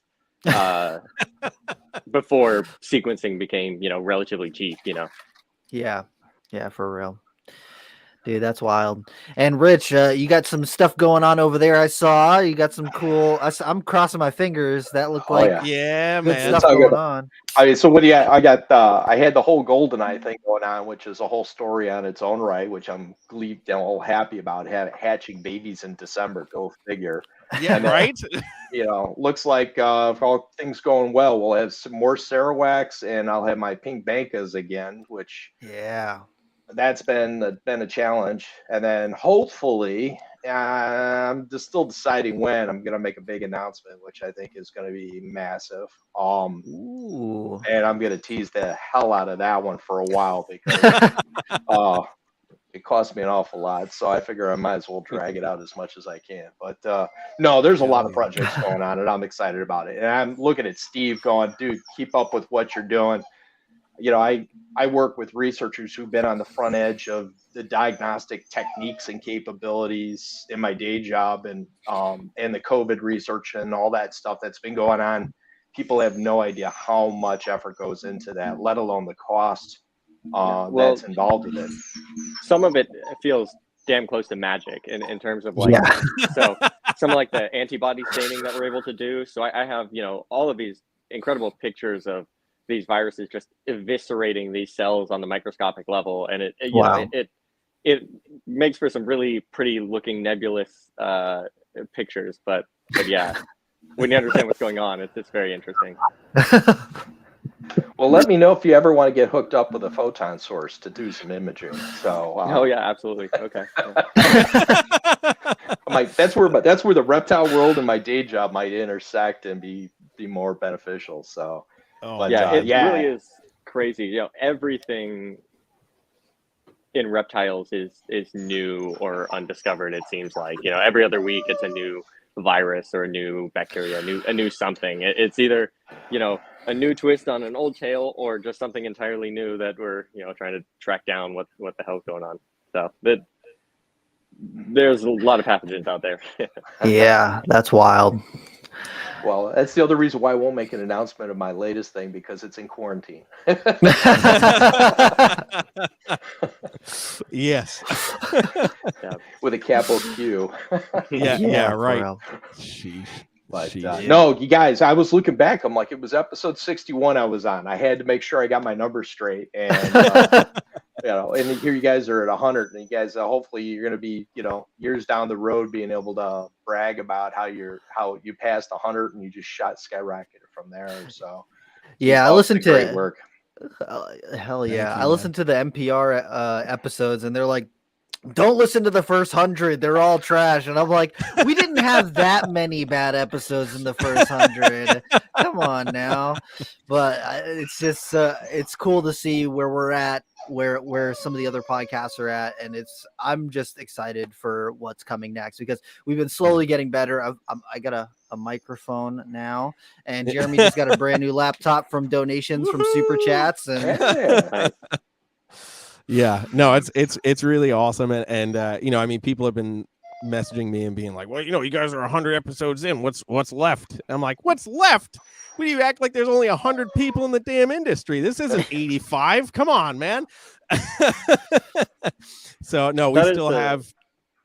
Oh, go ahead, Steve. Yeah, I do really miss, you know, the reptile radio, the diversity of species that they would really cover all in one place. It's very interesting time in reptiles where it didn't seem like the communities were segregated, where you could have cross discussions like that across species. But yeah, it's cool to see the representation of a diversity of species out there. Yeah, for sure. Absolutely. And we got video and audio. I was doing dial-up to universities. I mean, come on. You know, the little squealing in the background as you're waiting for the modem to kick in, and then you post something, and you hope maybe a week later somebody will reply back. So yeah, right. Sheesh. Pre-internet. Oh, man. Yeah, no, it's definitely crazy. I'm super excited for what 2023 is going to bring, and yeah, I mean, thank you guys for being a part of it all. Yes. You know, I mean, we literally couldn't do it without you. So yeah, it means a lot. We do. We appreciate it a lot. I like how you started out with the short tail guys first. Yeah. I'm just trying to go in order, man, just so everybody says it's not rigged. I'm just going in order of who showed up. It just happened to be that two of the blood and short tail guys decided to pop in first. So, you know, we killed two birds with one stone on this one. I'm sorry. Dude, hell yeah. Oh, man. Well, But again, thank you. congratulations. Thank you guys. Looking forward to the next 100. Absolutely. Hell yeah, man. Hell yeah. Keep up the good Thank work. you very much. Thank we you guys. appreciate it. Yeah, we do. We really do. But heck yeah. So thank you guys. We're going to round off and head on to the next folks. So thank you guys again. We really do appreciate it. Make sure you're following these guys, Rich Crowley and Steve Tillis, all over social media. And, you know, especially now because we want to know what Rich is hiding. So, but thank you guys again. Yeah, take care. Sweet. All right. So next, super excited that she is here to join us. We've got Savannah Bowen is here. Yes. Dude, hell So yeah. if you hear weird noises, it's because I spilled coffee in my computer. Oh no. Oh, no. It's making this popping noise. I was just listening to your interview and I was making a popping noise. So apologize for that. Oh no. Well, It I sounds don't good on hear my any of end. it. I don't hear Yeah. any of it right now. So Okay. I turned the volume down low, so I have to get up close. perfect. Oh man. Savannah, how are you doing? It's been a minute. I'm been a doing minute. so great. Congratulations on 100 episodes. I listened to a little bit of your song today. Thank you. Love you Hey. guys. You're some of my very favorite people in the whole entire world. We Man, that appreciate means you so much. Thank you, Savannah. We love you. How's the weather down there? We got hit with this cold front, and I am freezing. I'm not a big fan. And, Oh, that's right. You're in South Carolina or North Carolina? North Carolina. North Carolina. Yeah. So it was really, really cold. Really, really freezing cold here for Florida. I mean, it never gets that cold, really. So most of the things had to come inside. The alligators and crocodiles, they just go to the bottom. Yep. So, dang. It was rough. That's not that bad. Yeah. Man, I forgot who I was listening to. I was doing a live stream with some of the US Arc Florida guys, and they're all bundled up and they're like, it's a brisk 28 degrees. And I'm like, I would kill for 28 right now. Yeah, it was so cold. Like, it never gets that cold in Florida, but this year it did. But now it warmed up again, so everything's gonna be great again, like Florida. Yeah, exactly. I mean, we're already back in the 50s and 60s here too, so we're like, oh, okay, all right, that's all just good. temporary. It's fine. Yeah. Well, you guys gotta come visit us. You guys gotta come hang out with me one day. Yes, I know we really do. We really do. We've always been talking about making it happen, and then like it took Animal Con for me to get down there. I know. So yeah, we need to plan an actual go hang with Savannah time. Yeah, so we can do that. I think that needs to happen sooner rather than later, because wintertime I get sad that there's not reptiles outside, and Orlando's just warm enough where we can see some reptiles. I know. I have a black throat monitor behind me. You can't see because my house is dirty, but my black throat monitor lives outside, right? Yeah. And then it got too cold, so he had to come home. And then my croc monitor is actually in a shift room, like a huge room, but a shift room. He's been in there for 3 days now, like so grumpy. I can only imagine, man. I saw some posts of like Tom Crutchfield bringing in some of the croc monitors and everything, and I'm like, oh man, they must absolutely hate this. This is horrible. We don't like it. That's why we live here, you know, like we don't really know how to function. I have a really hard time thermoregulating. Like if I put on a bunch of clothes, then I go outside and then the sun hits me and then I have to take them off and then I have to put them back on. Like, I'm not really good at that. No, I wish that I could just like have like a radiant heat panel that just follows me everywhere, because then I would be perfect. But you're finding all kind of crazy stuff in North Carolina. Like I follow you guys both, and I'm always interested. Like I grew up in South Carolina, but I didn't find half the animals that you've been finding since you've been there. I like to go and look every day.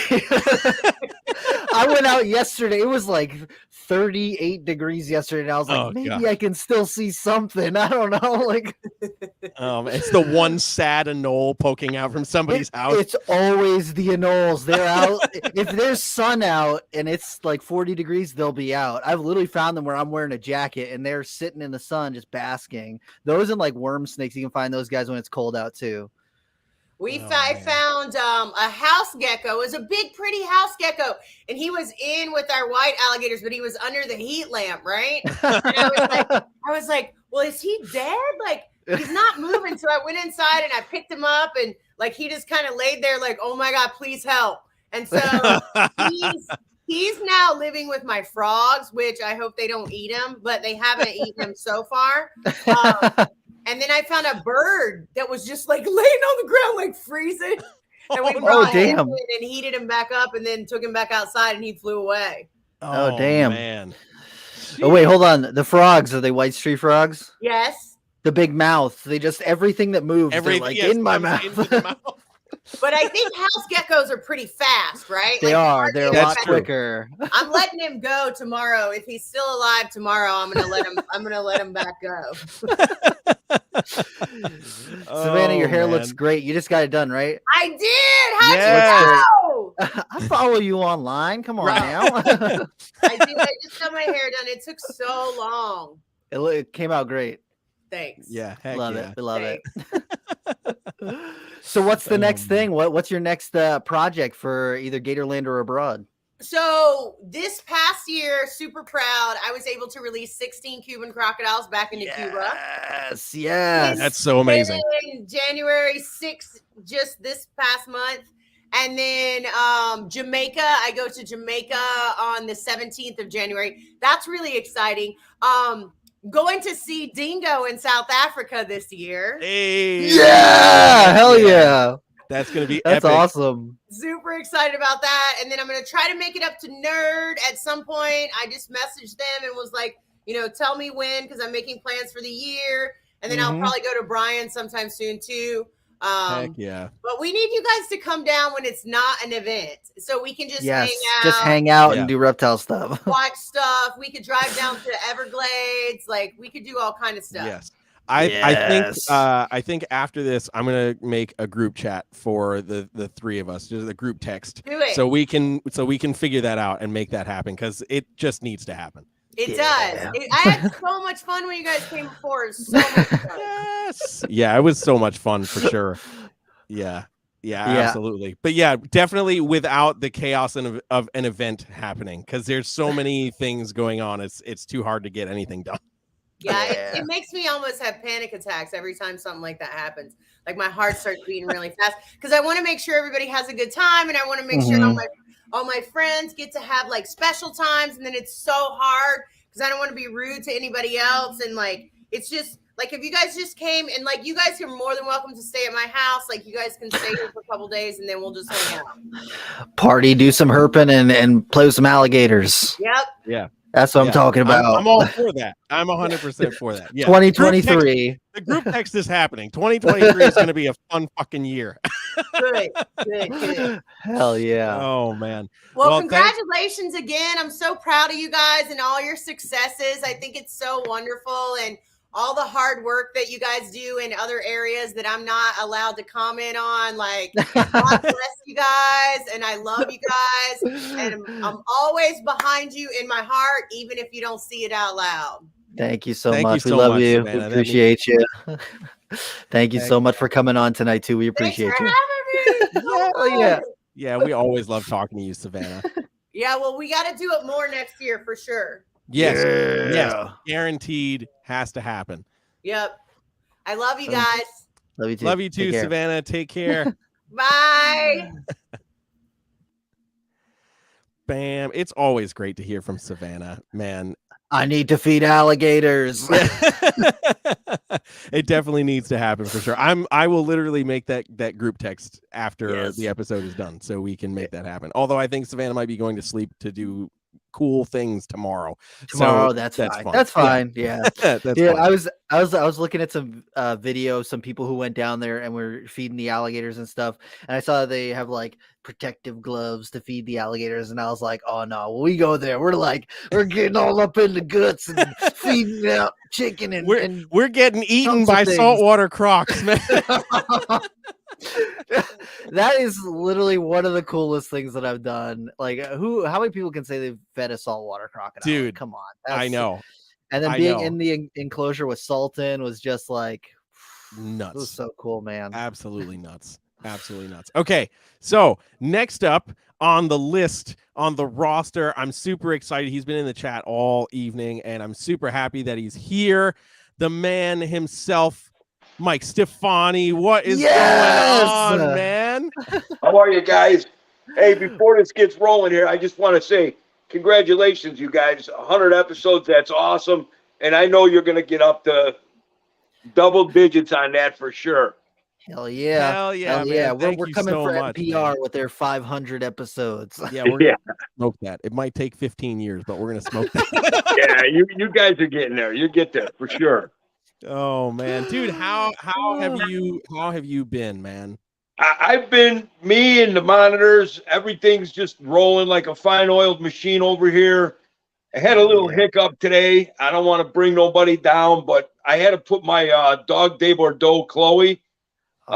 She's 10 years old. I had to put her down today, so it's been a rough day for me and the family. But you know, life goes on. She was a great dog.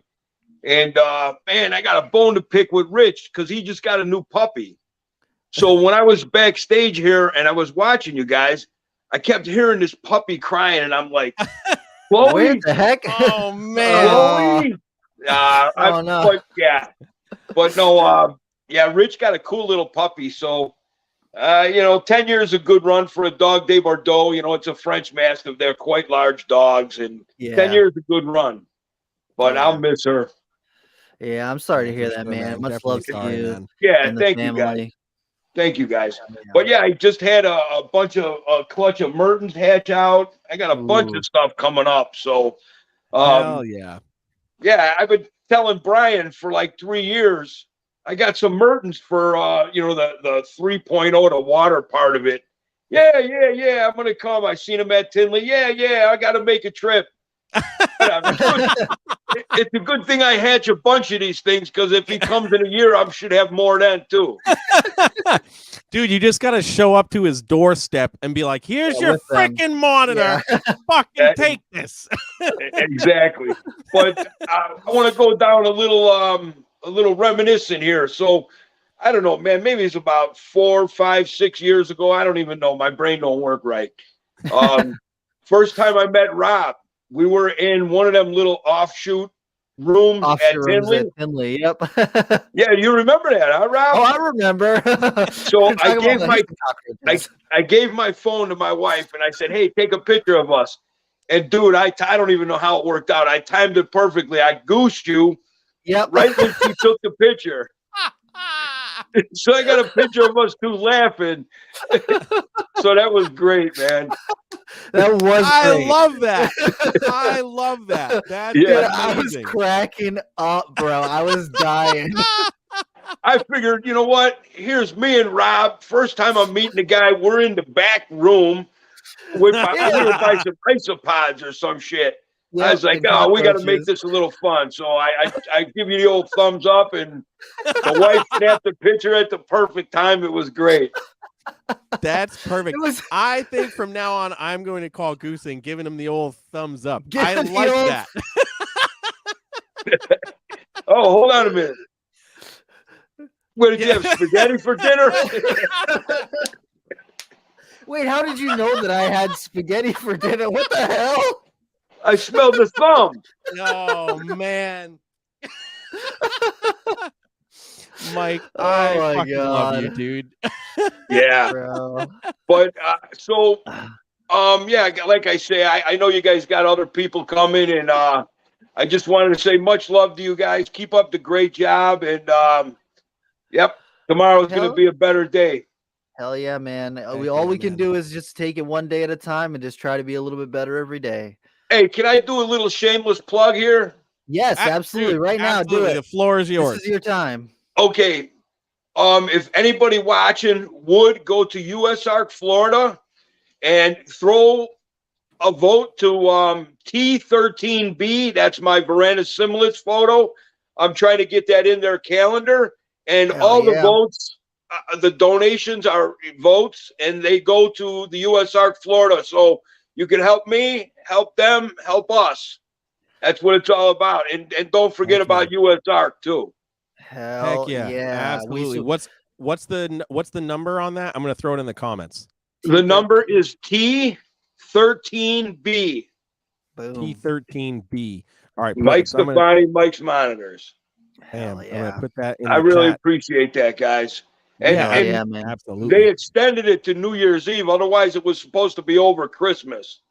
Yeah, but they had a last minute rush of a bunch of nice photos. And I don't care if you don't vote for me. I don't care. Vote for somebody because the money goes to USARK, Florida, Ground Zero, man. We need the help. Absolutely. Yeah, absolutely, man. Definitely. Dude, thank you so much for coming on, Mike. We appreciate you. We love you, man. Yeah, I love you guys too. We'll catch you at the next expo. Absolutely. Mark Tinley. Yeah. See you there. All right, man. Take care, brother. Bye, guys. Man, Mike is a hoot. I love Mike. He's great. He's Give him the old thumbs up, man. Dude, I'll have to find the picture. I'll have to find the picture and send it to you. I need to see that photo. I'm just saying that might be the 2023 slogan. Just give him the old thumbs up, man. That killed a man. Oh man, I just gave him the thumbs up. Oh my gosh, that is freaking amazing. Okay, so we've got one more person here in the queue. Some more people might jump on. I don't even remember how many people I sent the damn link to, but super stoked that she's able to join us. And that is the wonderful Kara Norris is here to join us. What is going on, Kara? Hang on. There we go. Can you hear me now? Hey, Sorry, yes, I we was can. muted. Hey, sorry, I'm on clunky old technology tonight, so no camera. No, That's good. okay. You're Don't worry good. All about it. good. First of all, I'm so proud of you guys. I can't believe you're at 100 episodes. My goodness. Boom. What a Thank you so whirlwind much. it's been, right? It has been an adventure, I'll tell you that. Yes, that is the perfect word for it. It has certainly been an adventure, and just thrilled with everything you guys are doing for, bringing all these great personalities on and just raising all the awareness and educational efforts that you're doing, and just just knowing the progression over the years and knowing you both for so long, it's just amazing to see how far you've come and all of the contributions that you're making back to the hobby. So huge kudos to you both. I'm Thank so you proud very of you much. and just appreciate means a you so lot. much. We Yeah. appreciate that so much. And I remember one of the first times I met you, you brought down some baby blood pythons for me to see that were hatching out, and I lost my mind a little bit because I was so excited. That was like the raspberry clutch. That was the Yeah, OG raspberry clutch. that was the OG raspberry clutch. I remember that. That was Dang. Yes. that was such like, and to think about from there to now, Oh, many things have changed, yes. but I'm so glad that we're still friends and that to see all the incredible things that you're doing, and then Thank you. you know, it's just a little bit better every day, you know. Yeah, absolutely. I mean, you're looking at just even the animal I have in my profile right there. That's F3, and this year we're working on F4 raspberries, and just thinking that Man. it's gonna be silly. I don't want to jinx it, but yeah, just absolutely ridiculous. How far blood pythons have come in that time, and just yeah, it's amazing. What a wild ride. Yes, So. it has been a Hell while. yeah. Wait, can you see our cameras? I totally can. I can Okay. see your cameras, and I'm so oh, look at that. Hi, baby scrub. Yeah, one of Janet's Oh my little goodness, babies Janet there. babies. Oh my goodness, it's Yeah. huge already. This is the biggest baby from the clutch. So I this mean, one yes. is a monster. And it was I the hope first so, one to because if eat. not, yeah. Eat what, everything? It's siblings? Yes. It ain't, yes. Yeah. Gotcha. Okay. It's funny when I hold this one next to one of the twins, because the twins are like little, like maybe 6-month-old corn snake size. They're Oh my tiny. goodness, right? Oh my goodness, it's beautiful. And just it's been so much fun watching that entire project unfold, and all of the pictures on the download going, look at this, and Yes. she's on Yeah. eggs, and I can't believe this. It's just, man, that is what it's really all about, or just those Yeah. moments where you're there with the animals and everything's so connected. It's the best. So I'm Yeah. so proud of you. Long time coming, and Hell yeah. I can't be more proud of it, you know. Yeah, absolutely. Figured you want to see the little baby. Someone asked in the chat earlier to see one of the babies, and I was like, I'm gonna take out this one. I nicknamed it Donkey Kong, so because it's so huge and just eats everything. So Absolutely, that's the perfect I was name. like, That's the so perfect awesome. one. Good deal. Good deal. Hell yeah. Oh. So how have you been, Carol? What's been going on? Oh my goodness. Well, it's been just kind of a crazy year. I took a year off from breeding snakes just to kind of give everything a year to grow up. I'm a softball mom right now, so that's taken up a ton of time. And now oh yes, let's not even pull at that thread. But gearing up for, I think 10 clutches this season. A lot of crazy T positive stuff. Some old school PE stripes. Into the Manic and raspberry lines. A lot of fun blood python stuff on the horizon. So super excited to see what's going to be unfolding in the next few months. So it's been good. I'm getting into just really strategic line breeding, understanding the difference between that and inbreeding, and knowing how to pair distant cousins to each other to fix a certain type or a certain look that you want to produce in your clutches. And it's working out incredibly well. So excited to share all of that when the season's clutches start hatching, and should be a lot of fun. So I am so hyped about that. That is going to be incredible. It's going to be silly. We're doing like our first line breedings on the crushed T positive albinos, like the crazy redheaded T positives. And then doing some of that into pollen and stripes and there's going to be a lot of red snakes here. So hell yeah. It's going to be fun. So what you're hearing, everybody, is holdbacks. Lots of Yeah, yeah. I mean, yes. which is yes. That is how you understand the bloodline: is hold everything back and watch Yes. them grow up, Watch them grow. and then you're like, you have red snakes up to your knees. Yes. Yeah. Yes. Yeah. So- It's not up to the waist yet, so you can still walk through it. Yeah. Right, exactly. So as long as they are not as deep as the snow outside, we're good. There you So go. that's the rule. Absolutely. True that. What are you talking? You have no snow. You guys live where it's warm. I don't even want to hear it. Hey, I mean, we was do, in but it single was digits this week. yeah. We hit the negatives down here with this little what vortex? What cold? Those are vortex rookie came numbers, through. son. Rookie Yeah. numbers. Hey, It was, so you it wanna was know what's funny? 33 here. We've you know what- experienced it in New England, at Yeah, least. Right? exactly. Exactly. But we've tried to escape it, and we've already physically assimilated to the warmth of this Yes. culture. And then it followed you. It And then hunted it you follows. down. Yes. Literally, every person that I've spoken to has been like, "Oh, the freaking Yankees coming here and bringing all their Right. cold," and I'm like, "Oh, I'm sorry. I'm so Too sorry." funny. Too funny. Oh Absolutely. my gosh, Good stuff. man. Well, thank you so much, Kara, for coming on Yes. and chatting with us, Absolutely. man. Yeah. We appreciate it I so really much. appreciate the invite, and cannot wait to see the rest of the show. So thank y'all yeah. so much. And Heck Thank have a you. absolutely happy new year, and excited Yes. to see what you guys are going to do in 2023. Yes, it's gonna be badass. It's Yes, gonna be it will. good. Absolutely. Have a great night, guys. All Thanks right, have a again. take Thank night. you, you Love you. too. Take care. Thank you. Love you guys. Bam. Boom. Hell yeah. So we're free and clear right now. I don't there Okay. might be a couple of other people that jump on. But dude, 100 episodes.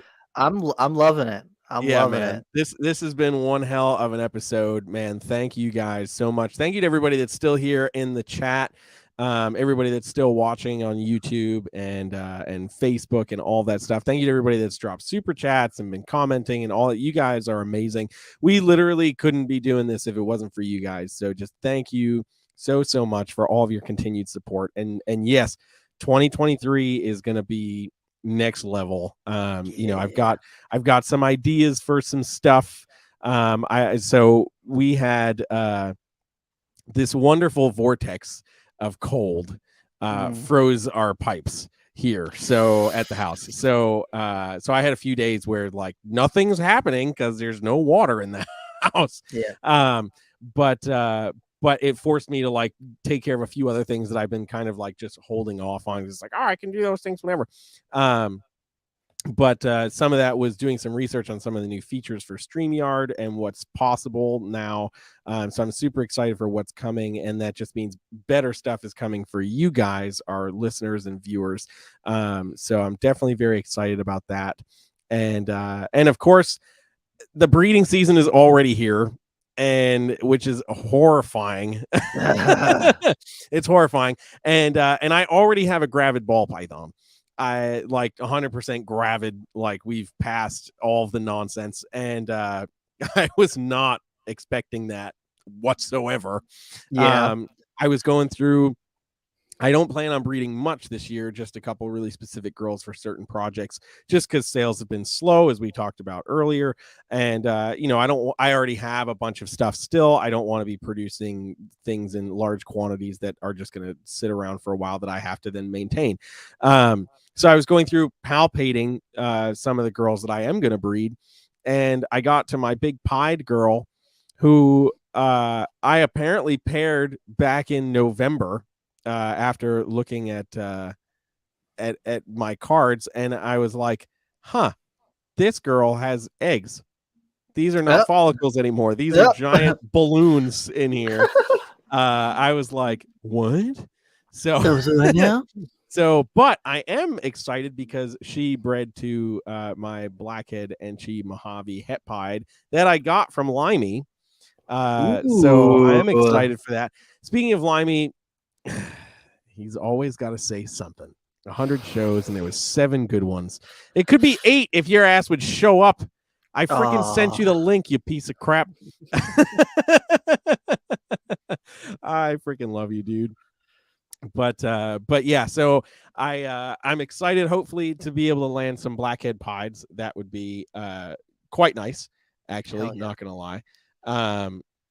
So we'll see. I literally I don't know what's gonna happen.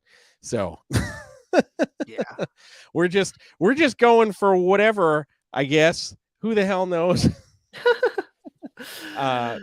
But yeah, that, and I've paired some Borneos. So I am excited about that. Rob, I think I sent you a picture of that pairing. Oh yeah. I am pretty stoked for that. So that was I'm not even gonna say anything about it. I'm just gonna let it ride. Yeah.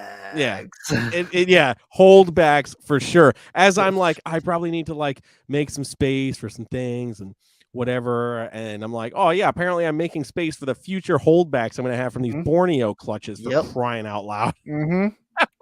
Yes, sir. But yeah, I am very, very excited for that. Yeah, and then it's carpets. Hopefully I don't overindulge in Brettles pythons. I do have quite a few Brettles pythons pairings that I'm looking forward to doing. But I think I'm really going to zero in on 2. And then also, if you guys follow me on Instagram, you saw the video that I just did with Carnage and the Red Devil. Super, super, super excited for Amazon tree boas going into 2023. Hell yeah. Also more holdbacks. So, just what I do to myself. At least they're little spaghetti noodles, like they're tiny. So this is true. This is very low impact for holdbacks. That's so true. That's why I'm trying to make most of my collection arboreal things. It's like, yeah, they're noodles for a whole year. It's fine, man. It doesn't. It doesn't take up space. It doesn't do anything. So yeah. So I'm looking forward to 2023, but also just excited right now for some downtime, just pairing things and existing in that quiet space of breeding. So yes, for sure. Oh, yeah, man. I'm not going to. I don't know what I'm going to do this year for breeding. I'm looking at a couple things and I'm like, I want to do that, and then I'm looking at things like I really don't. I think I want to take a year off of just like stressing over that shit, because like I just like I started selling some snakes and I'm like, man, I hate selling snakes. I just can't stand it. It's just hold back. Hold backs. I'll just hold it back. I don't really care. It's like just like, if these blood pythons sit around for a while and they get bigger, they're just gonna get better looking. So I'll just get more money for them, I guess. Like that's fair. That's definitely fair. It is what it is. So, hey. I think that's a fair thing. I mean, we've certainly talked about it before, but just something that people really don't take into consideration when breeding reptiles, and that's when things don't sell right away, you've got to maintain those animals. You have all those animals sitting in your racks, and I mean, it's not easy. It's not easy. You go from 4 snakes to 14. You realize that very quickly. Yeah.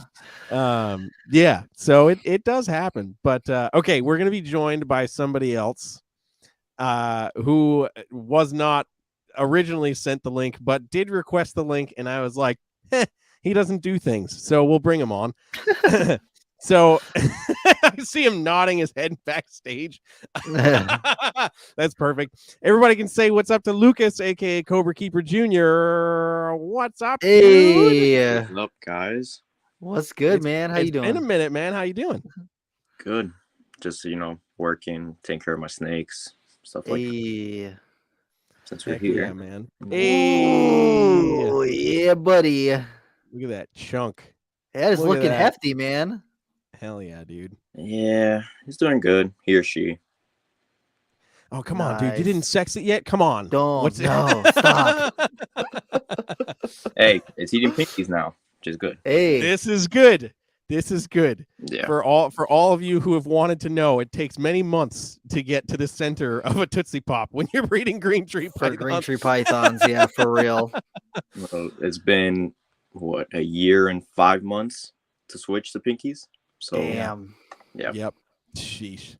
But I mean, that shows a level of dedication, because most people in general, regardless of how old you are, would be like, this is horrible. Yeah. I hate this. I give up. I'm done. So kudos to you to sticking to that. Yeah, it's a struggle, but I'm glad it's still alive and here with me. Hell I'm yeah, sad man. the other ones are gone, but it's my first clutch, learning experience. And just green trees in general. And green trees in general, yeah. That's exactly. on par for the course. I will always reference the conversation that you had with Gary Shavino and I think Marshall, and they were both like, oh yeah, we've definitely had way more of these dies than have stayed alive. Yep. Oh You yeah, know, I was gonna say, have more dead than alive. It's like yeah, exactly. Yeah, yes, it's high risk, high reward species for sure, and that's exactly why. Yeah, but sheesh. How's everything else? I know you started pairing some stuff. You're breeding ball pythons, so we knew it would only be a matter of time. Yeah. How's the Pueblans going? What? How the Pueblans doing? The Pueblans, I got one female that's kind of iffy, but I'm mainly with the Nelsons. I'll show you one, probably my favorite Nelsons I have so far. Is that high white holdback? No, I would probably say even better. The splotched. Oh yeah, that's those right. are so tight, bro. I hell yeah, love dude. those things. Oh hell yeah. Yep. Splotch, yeah, that thing's a cool snake. I'm getting the female het splotch is getting ready soon. Yeah. Hell yeah. And then turn on the Yeah, light buddy. quick. I don't know if I can change the camera or not, but Oh yeah, I got some emeralds happening. Yeah. Let's go. And there's just extra female up there. Yeah, just chilling. Just extra female. Casually. Whatever, just casual. Extra At 1.3. Boom. 1.3. That's right. Yeah. That's also, if you are ever interested in working with emerald tree boas, just know there are never any males available. Mm-hmm. Bro, dude, I wonder if that is a thing that's kind of like the Candoia. Did you listen to that episode of NPR with Cameron? I did. I'm pretty sure it was the one with Cameron. Bushmaster from Cameron? Yeah. No, I missed that. It's an old episode. It's pretty old now. I can't remember whether it was him or it was another old school guy. It was one of the two of them, but they were talking about back in the day there was only female Candoia coming in, and so they went over there and they're talking to some of the people who are collecting things, and apparently the importers were saying, hey, look, if you get Candoia of medium size, we'll give you X amount for them. But if you get the bigger ones, we'll give you more money. So all the people who are collecting them were like, oh, we don't want the small ones. We only want the big ones. And so they were only collecting females, and a male Candoia don't get super big. Oh. So there was no males coming in because they're just collecting the big ones to make a little bit more money. And so when I think about stuff like that with species that only come in as one sex, you're just like, I wonder if there's something like that going on. Interesting. Yeah, Dude, I didn't that even. is tight. That's hilarious. Actually, that's. I mean, if you're gonna do something like that, that's the way to do it with a species that's that sexually dimorphic. Mm-hmm. Oh man, yeah. How are the baby Nelsons doing? Good. The ones I picked up from Tinley, 5 of them have eaten 10 consecutive meals. Hell yeah. The one I want to keep from that pick, or just from the big group I bought, doesn't want to eat. Of course. It is that's what how it is. Of course. That's how it goes. Yep. And then out of the 5 that hatched from my clutch, I have one that has refused every single time. And my holdback just ate last week or 2 weeks ago. Its first meal. Boom. Hell yeah. It's, what's funny is like, I find myself, of course, when you hatch out snakes and you get them to eat, it's always like, you're always like, yes, okay, it eats. But if you have an animal that you're holding back, when that animal eats, it's that much better. There's that much more excitement and celebration that happens because you're like, you're going to be the one that doesn't eat because I want to keep you. Yeah. So hell yeah, dude. That's how it goes. That's all the time. And regardless of species, there's no cap on whatever species it is. It's Ooh-wee. horrible. Is that Cal King? Oh, that's Cal King Highway, yeah.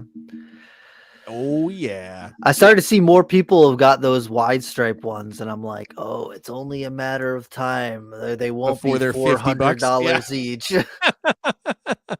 It's so true, man. It's interesting. The colubrid market is definitely Dude, that's interesting. tight. I mean, we're already seeing the prices decline even before the economic nonsense. Like prices did start to dip a little bit, and I think that's because for people who know, the Asian reptile market was buying a lot of what was being produced in the United States. So that's one of the things that kept the prices up here in the US was the fact that they just weren't available. It was like if you knew somebody breeding, you could get first dibs, and then like that was it. They were all sold, gone.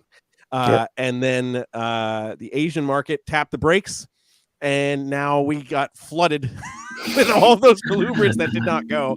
So so the prices have started to come down a bit. Yeah, but you know what? Prices are still high. Fucking Okatee corn snakes, man. I'm just saying, they have stayed $100 to $200 each the whole time. That is very, very true. Shout out to Mr. Lee Abbott. Yeah, because for real. Lee's stuff is oh man, just I'm just dying here in Georgia. Can't keep a single fucking corn. Can't keep just corn, here, man. chilling. Yep. I got my that's copper, right. I got my other stuff, but I can't keep a single fucking corn snake. It's okay, buddy. Bro, we don't that aberrant one that you got, bro. Yeah, that's nice. I was gonna say really like flip the camera. I don't know if you can like kind of see him. Yeah, I can kind of see him. Yeah. Oh heck yeah, man. Heck yeah. Ooh. See, that's exactly why we don't feel bad about you not being able to keep corn snakes, because you've got copperheads and stuff. So it's fine. It's okay. They're stinky. Yes. Yeah. Yes. You know what's weird? I wonder why Will wanted to give me his. The copperheads down here, they smell like cat piss, like cat litter. It's so weird because the ones up north do not smell like that at all. Like even when they musk, they don't smell like that. But because I know a bunch of people who keep venomous, and down here they're like, oh, copperheads are so stinky, they smell like cat piss. And I was like, you're lying, man. And then when I finally like experienced some, I'm like, wow, this really does smell just like cat litter. Like why? Oh man. And then meanwhile, I'll highlight this comment just because it's relevant. Poor Amy in Australia can't get anything. So that's not true. She can get some cool stuff over there. That's true. That's not our US stuff. Aren't lace monitors there like $800? Yes, but you need a class 2 permit. Either class 2 or class 3 permit to get them. So you have to go through like a whole bunch of stuff to be able to get laces, but they are cheap. They're like $800. Yeah. So, and we're just crying at ours at $4,000. Yeah, exactly. That's okay. Exactly. One day I'll get one. It's fine. What look, a ball python. Would you look at Very base? I love how that's just gone down. It used to be Donnie telling me to do a Barczyk face. Then it became us telling Lucas to do the Jeremy face. So Lucas, that means at some point in your life, you have to get somebody else to start making stupid faces. Do the Lucas face. And do the Lucas face. The Lucas Sinaloan face. Exactly. Bruh. Oh man, heck yeah, dude. So what's do you have anything that you're pairing now or going to pair this year that you're excited about? Because I know you're not excited about ball pythons. I mean, well, I haven't done, the only thing I've done solo is green street pythons.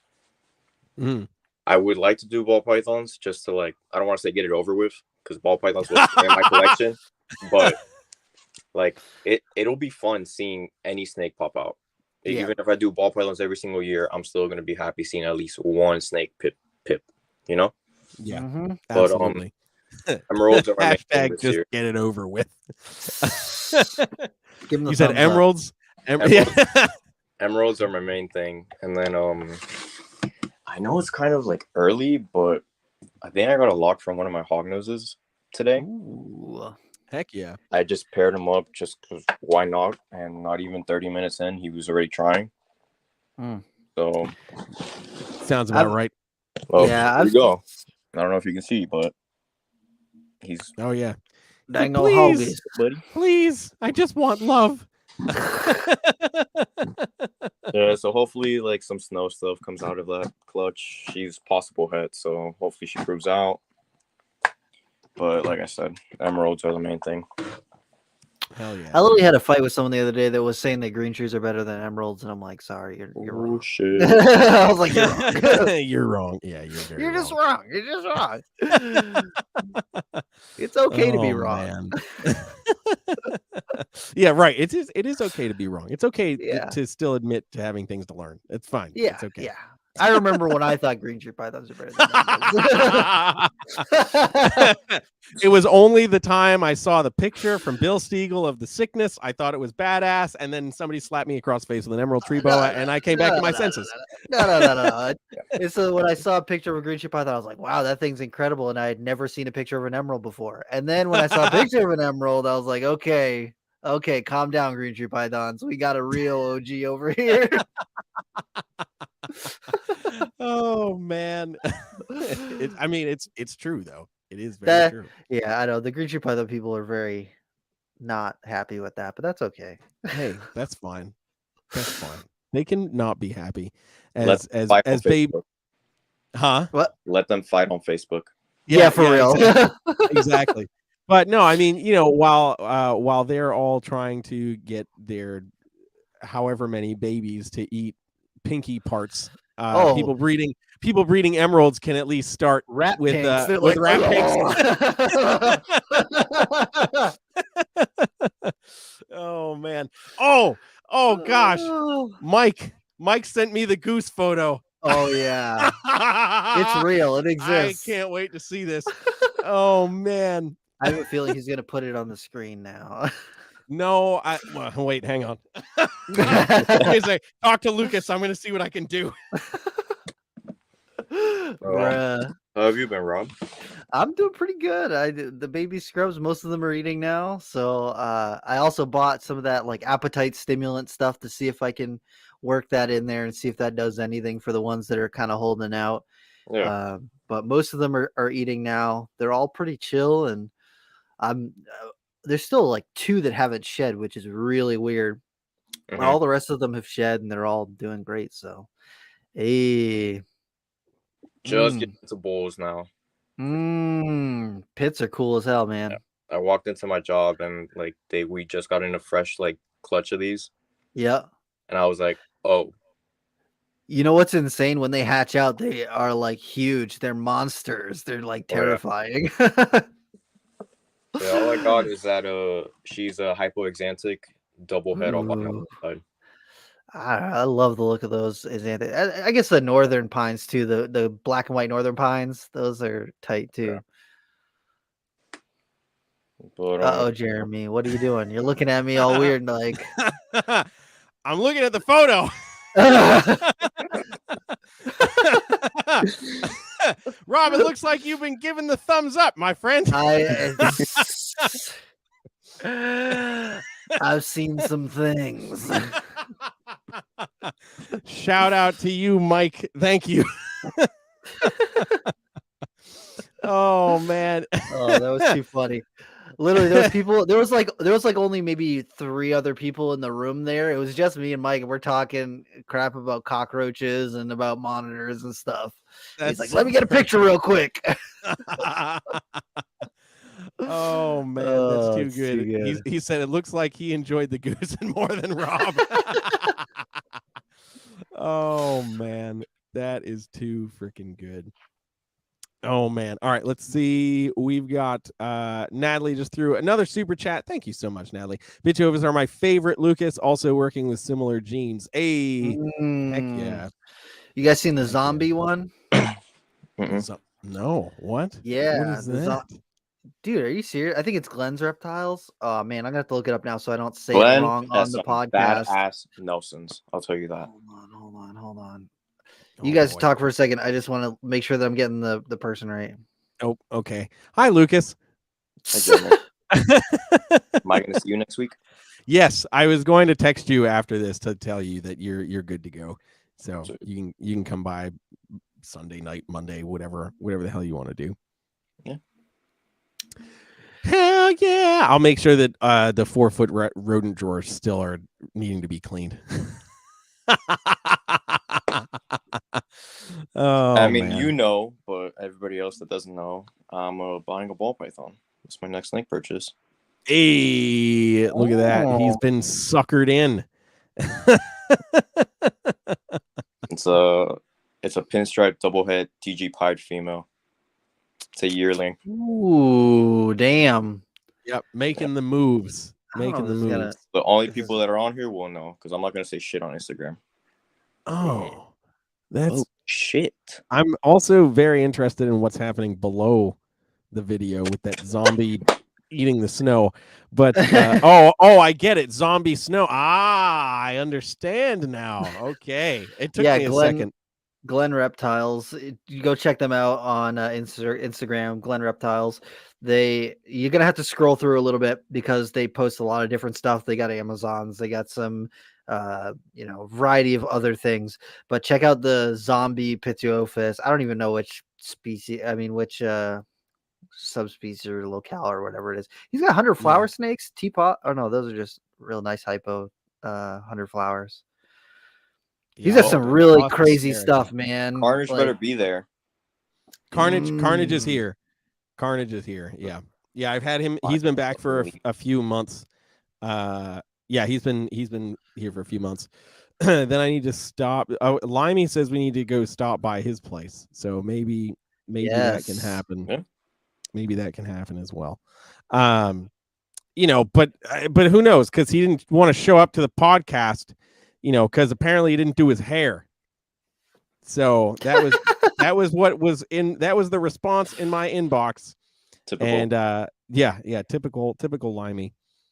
Horrible. I got him all happy doing a video chat on Facebook, and now he's like hot shit and thinks he can just do whatever.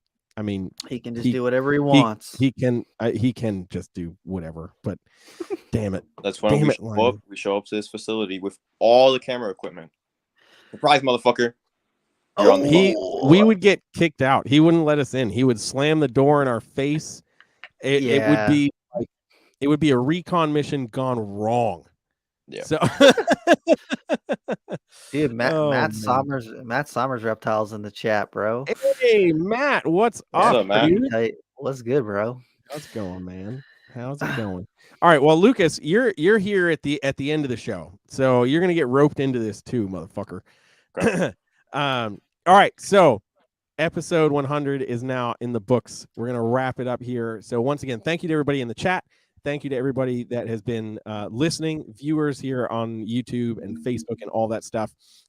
You guys are all amazing, and I cannot wait for you guys to see what we have in store for you going into 2023. Of course, we have to end it the way we usually do. So I'll go to Rob first. Oh, hang on. Natalie's going to interrupt me with another super chat. Because she's wonderful. Thank you, Natalie. Looks like Zombie Snow is San Diego's. Ah, okay. Very cool. They're cool. They're cool as hell. I don't know a lot about the Pitiophis morph stuff, but I saw the zombie stuff and I was like, God damn, that's fucking cool. That thing's just awesome. That was pretty sweet, actually. And I'll share this comment just because it is quite relevant to my bone to pick now with Limey. Limey's just mad that he couldn't make Jeremy's discount at the Raleigh Repticon stick. You leave my little buddy alone. Little buddy. Damn. Oh, Randy. man. Randy. Thank you so much, man. Dude. Thank you, man. Appreciate you so much, man. Hell yeah, dude. Thank you so much, man. Thank you so much, man. This really has been great. It's been great to see all of you guys again, both here in the chat and everybody that's joined us here on the podcast. It's been great to see all of you guys, talk with all of you guys, hear what's going on. I'm excited to see what people are going to be doing in 2023. Rob, you and I specifically need to do two things. We need to go to two places. We need to go to hang out with Savannah. Number one, we've already discussed that. Number two, we need to get your ass to the Reptarium. Yes, because I literally was going to say that. I was literally going to say that I've never been there, so I really need to go. Yeah, I think I will actually be there next month. because I'm working on trying to lock in some music work in just outside of Detroit. So I think damn. I'm going to pop in over there next month. But none of that's set in stone just yet. I'm trying to finalize it. But yeah, we need to figure out a time when it's also not, frigid cold. Yes. If we're going to make that journey up north. But yeah, I think those two things at a minimum we need to make happen this year. And then even though he's not here, Gavin at Balls to You wants us to come to Europe, to the UK. So Europe's a hard sell for me. There's not enough reptiles there. I know. Not enough reptiles there. I know, but they do have a viper species out there. They do, but also Arizona. I mean, you're right. You're right. I selfishly just want to go to Europe. So okay, I will send you on behalf of Reptile Talk, and then I will go to Arizona. And I will bring a foam middle finger from you because he likes hybrids. So I got you. We can be all set. Gavin, if you listen to this later, sorry, bud. I'll show up at some point. But okay, so in closing, Rob, I'll have you go first. Okay. What in the realm of reptiles? How's granddad life treating you? Now we'll go back to Amy's question. Could you imagine? No. I'm an uncle again. My sister's just had another kid. Oh gosh. No children for me. No children for me. Thank you. Oh man. Okay. So what in the realm of reptiles has you excited about reptiles right now? I think I'm just going to use a culmination of the last 2 years of doing Reptile Talk. The thing that's got me most excited is these baby scrub pythons, man. I don't know if it gets any better than that. I mean, like once I can start getting venomous snakes, then I know I'm going to be on a different chapter of my keeping. But up till now, this is the most incredible thing that I've done with reptiles, hands down. And getting to see those little heads poking out was the most satisfying thing. And it's still hard to fathom and comprehend that there are baby scrub pythons that I produced here that are from a scrub python that I spent the last 8 years raising, and just the snake that I love. Wait. Yes. Coupled with that, to go with that, if you follow me on Instagram at Rob's Grooving It Real, you will have seen that Kristen made me a Janet sweatshirt. Yes. With the scrub design, the top of the head scrub design on it, bro. We're going to be doing more things like that in the not so distant future here coming up. Yes. So there will be shirts and hoodies and cool things to come, not just scrub pythons, merch. Yes, exactly. So I am super hyped about that. Like Kristen knocked it out of the park with that one. I am over the moon. I'm obsessed with that sweatshirt. The only reason I'm not wearing it right now is because I was planning on going out earlier, or went out earlier to go over to her place, and the one that she did the shirt for the test run, the one that I just got, doesn't have a hood. So it's cold as heck out. So I've just been wearing things that have a hood. But literally I've been wearing that sweatshirt every single day since I got it. I'm obsessed with it. I love it. And it's just it's perfect. It's absolutely perfect. So I'm going to have we're going to print a hoodie one. And we're going to have other stuff coming up soon. So I'm super hyped about that. Baby scrub pythons and getting to wear Janet is just it's so freaking cool. Somebody's going to clip that. I know. That's okay. Post it. Tag me. I forgot to tag Canova. I forgot to tag Kabelka in that TikTok that I just posted. That's why I did it. I tagged him in the comments. I'm gonna have to redo it and repost it so I can tag them, because I thought that was funny as hell, man. It really was. And if you don't pull it and repost it, I'll just text it to him. Okay, I'll post it on Instagram, and that way I'll tag him and put it on my story or whatever. Perfect.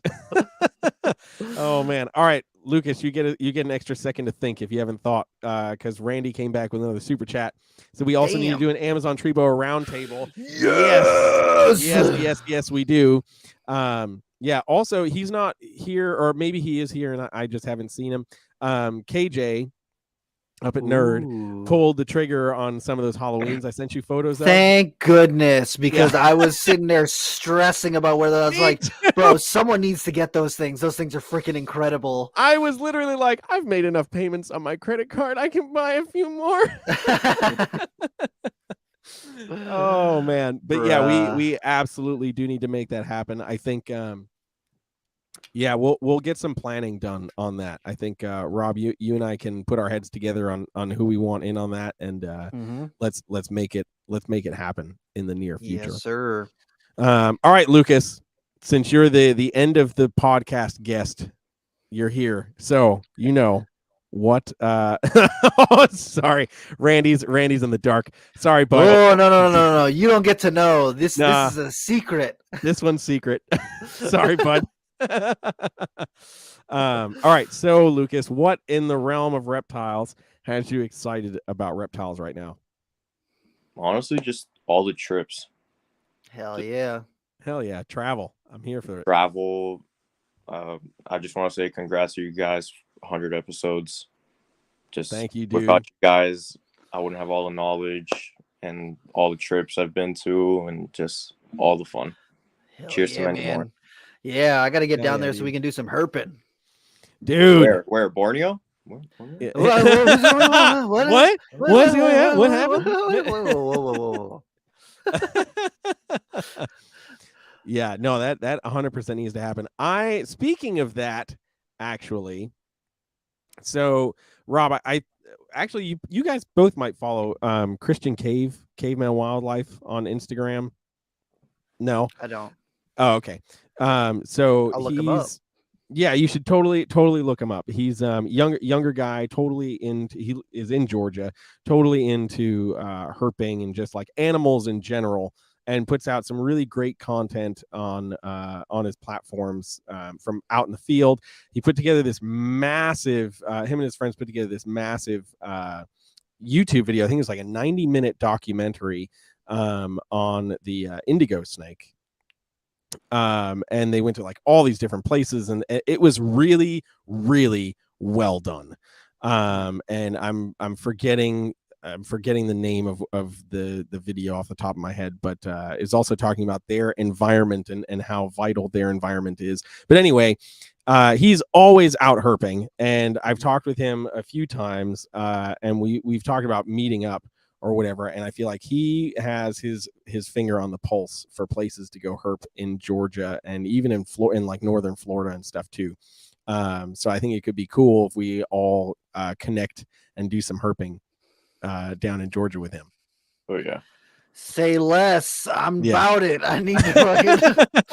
You said go herping? Yes, I will. Yes. It's crazy. I've been living in North Carolina for a year and I have not found a cottonmouth yet. What is this? The only time I found a rattlesnake is when I went to Florida. What is going on right now?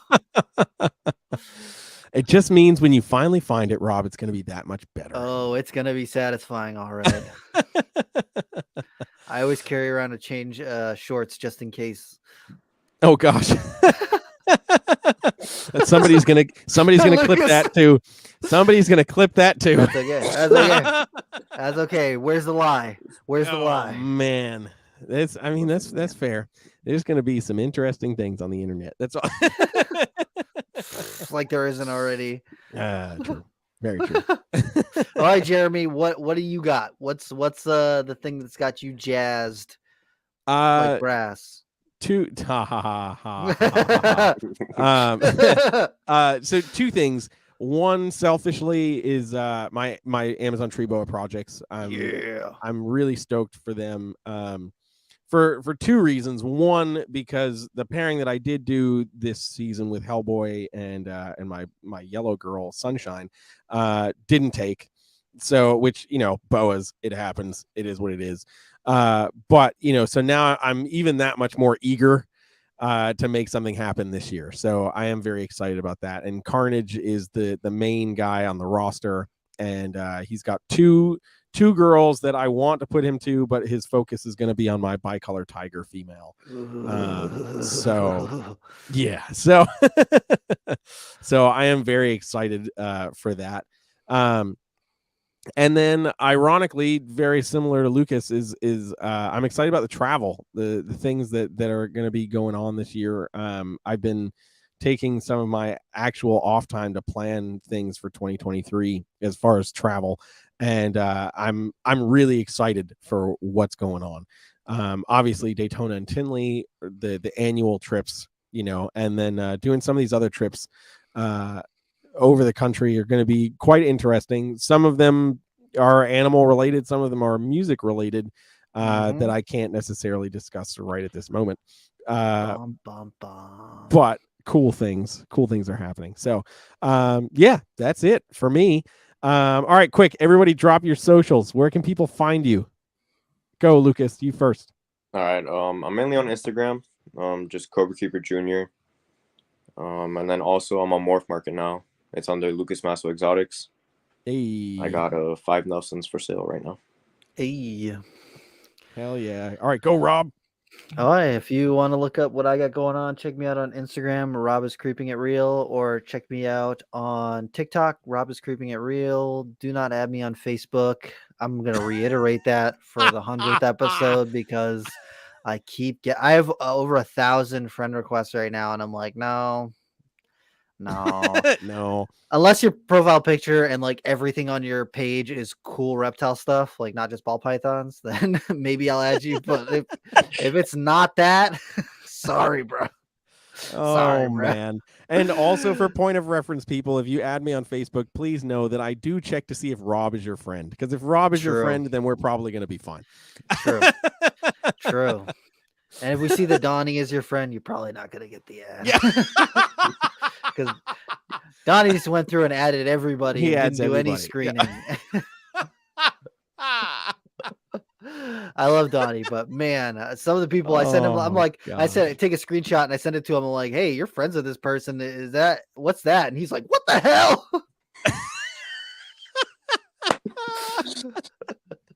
Oh, bro. Man, that's amazing. Also, I will shout Donnie out here. He did a podcast with MJ the other day, and I watched it. It was a 4-hour podcast.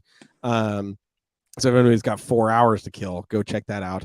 But I'm shouting it out for 2 reasons. One, because I think it was a really good podcast. But 2, nobody really gets to talk to Donnie and hear from Donnie like at all. They really, unless they're watching his Twitch streams or something like that, you really don't ever hear from Donnie. So it was nice to see Donnie get the chance to be thrown on a platform where he could talk about the things that he does, who he is, give a little bit more context, because most people only watch the nerd videos and don't really know who Donnie is. They just think he's some like ambiguous figure that exists. So if you want to go check out that, go do that. It's worth it, especially if you want to learn more about Donnie. So I think you did a really good job on that. That being said, if you want to follow me, you can find me everywhere, sadly, because I'm a slave to everything.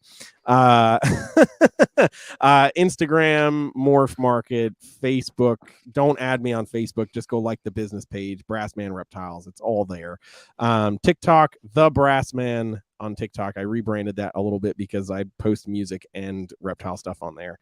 But yeah, you can go do all that stuff. And yeah, I'll see you there. And with that, guys, that wraps up episode 100. Bam. Thank you guys again, everybody here, listeners in the chat, whatever. We seriously appreciate it. Yes, thank you all so much for being on the ride with us, and we're looking forward to another 100. We got some cool stuff planned for the future, so thank you for sticking with us. Hey, peace out, guys.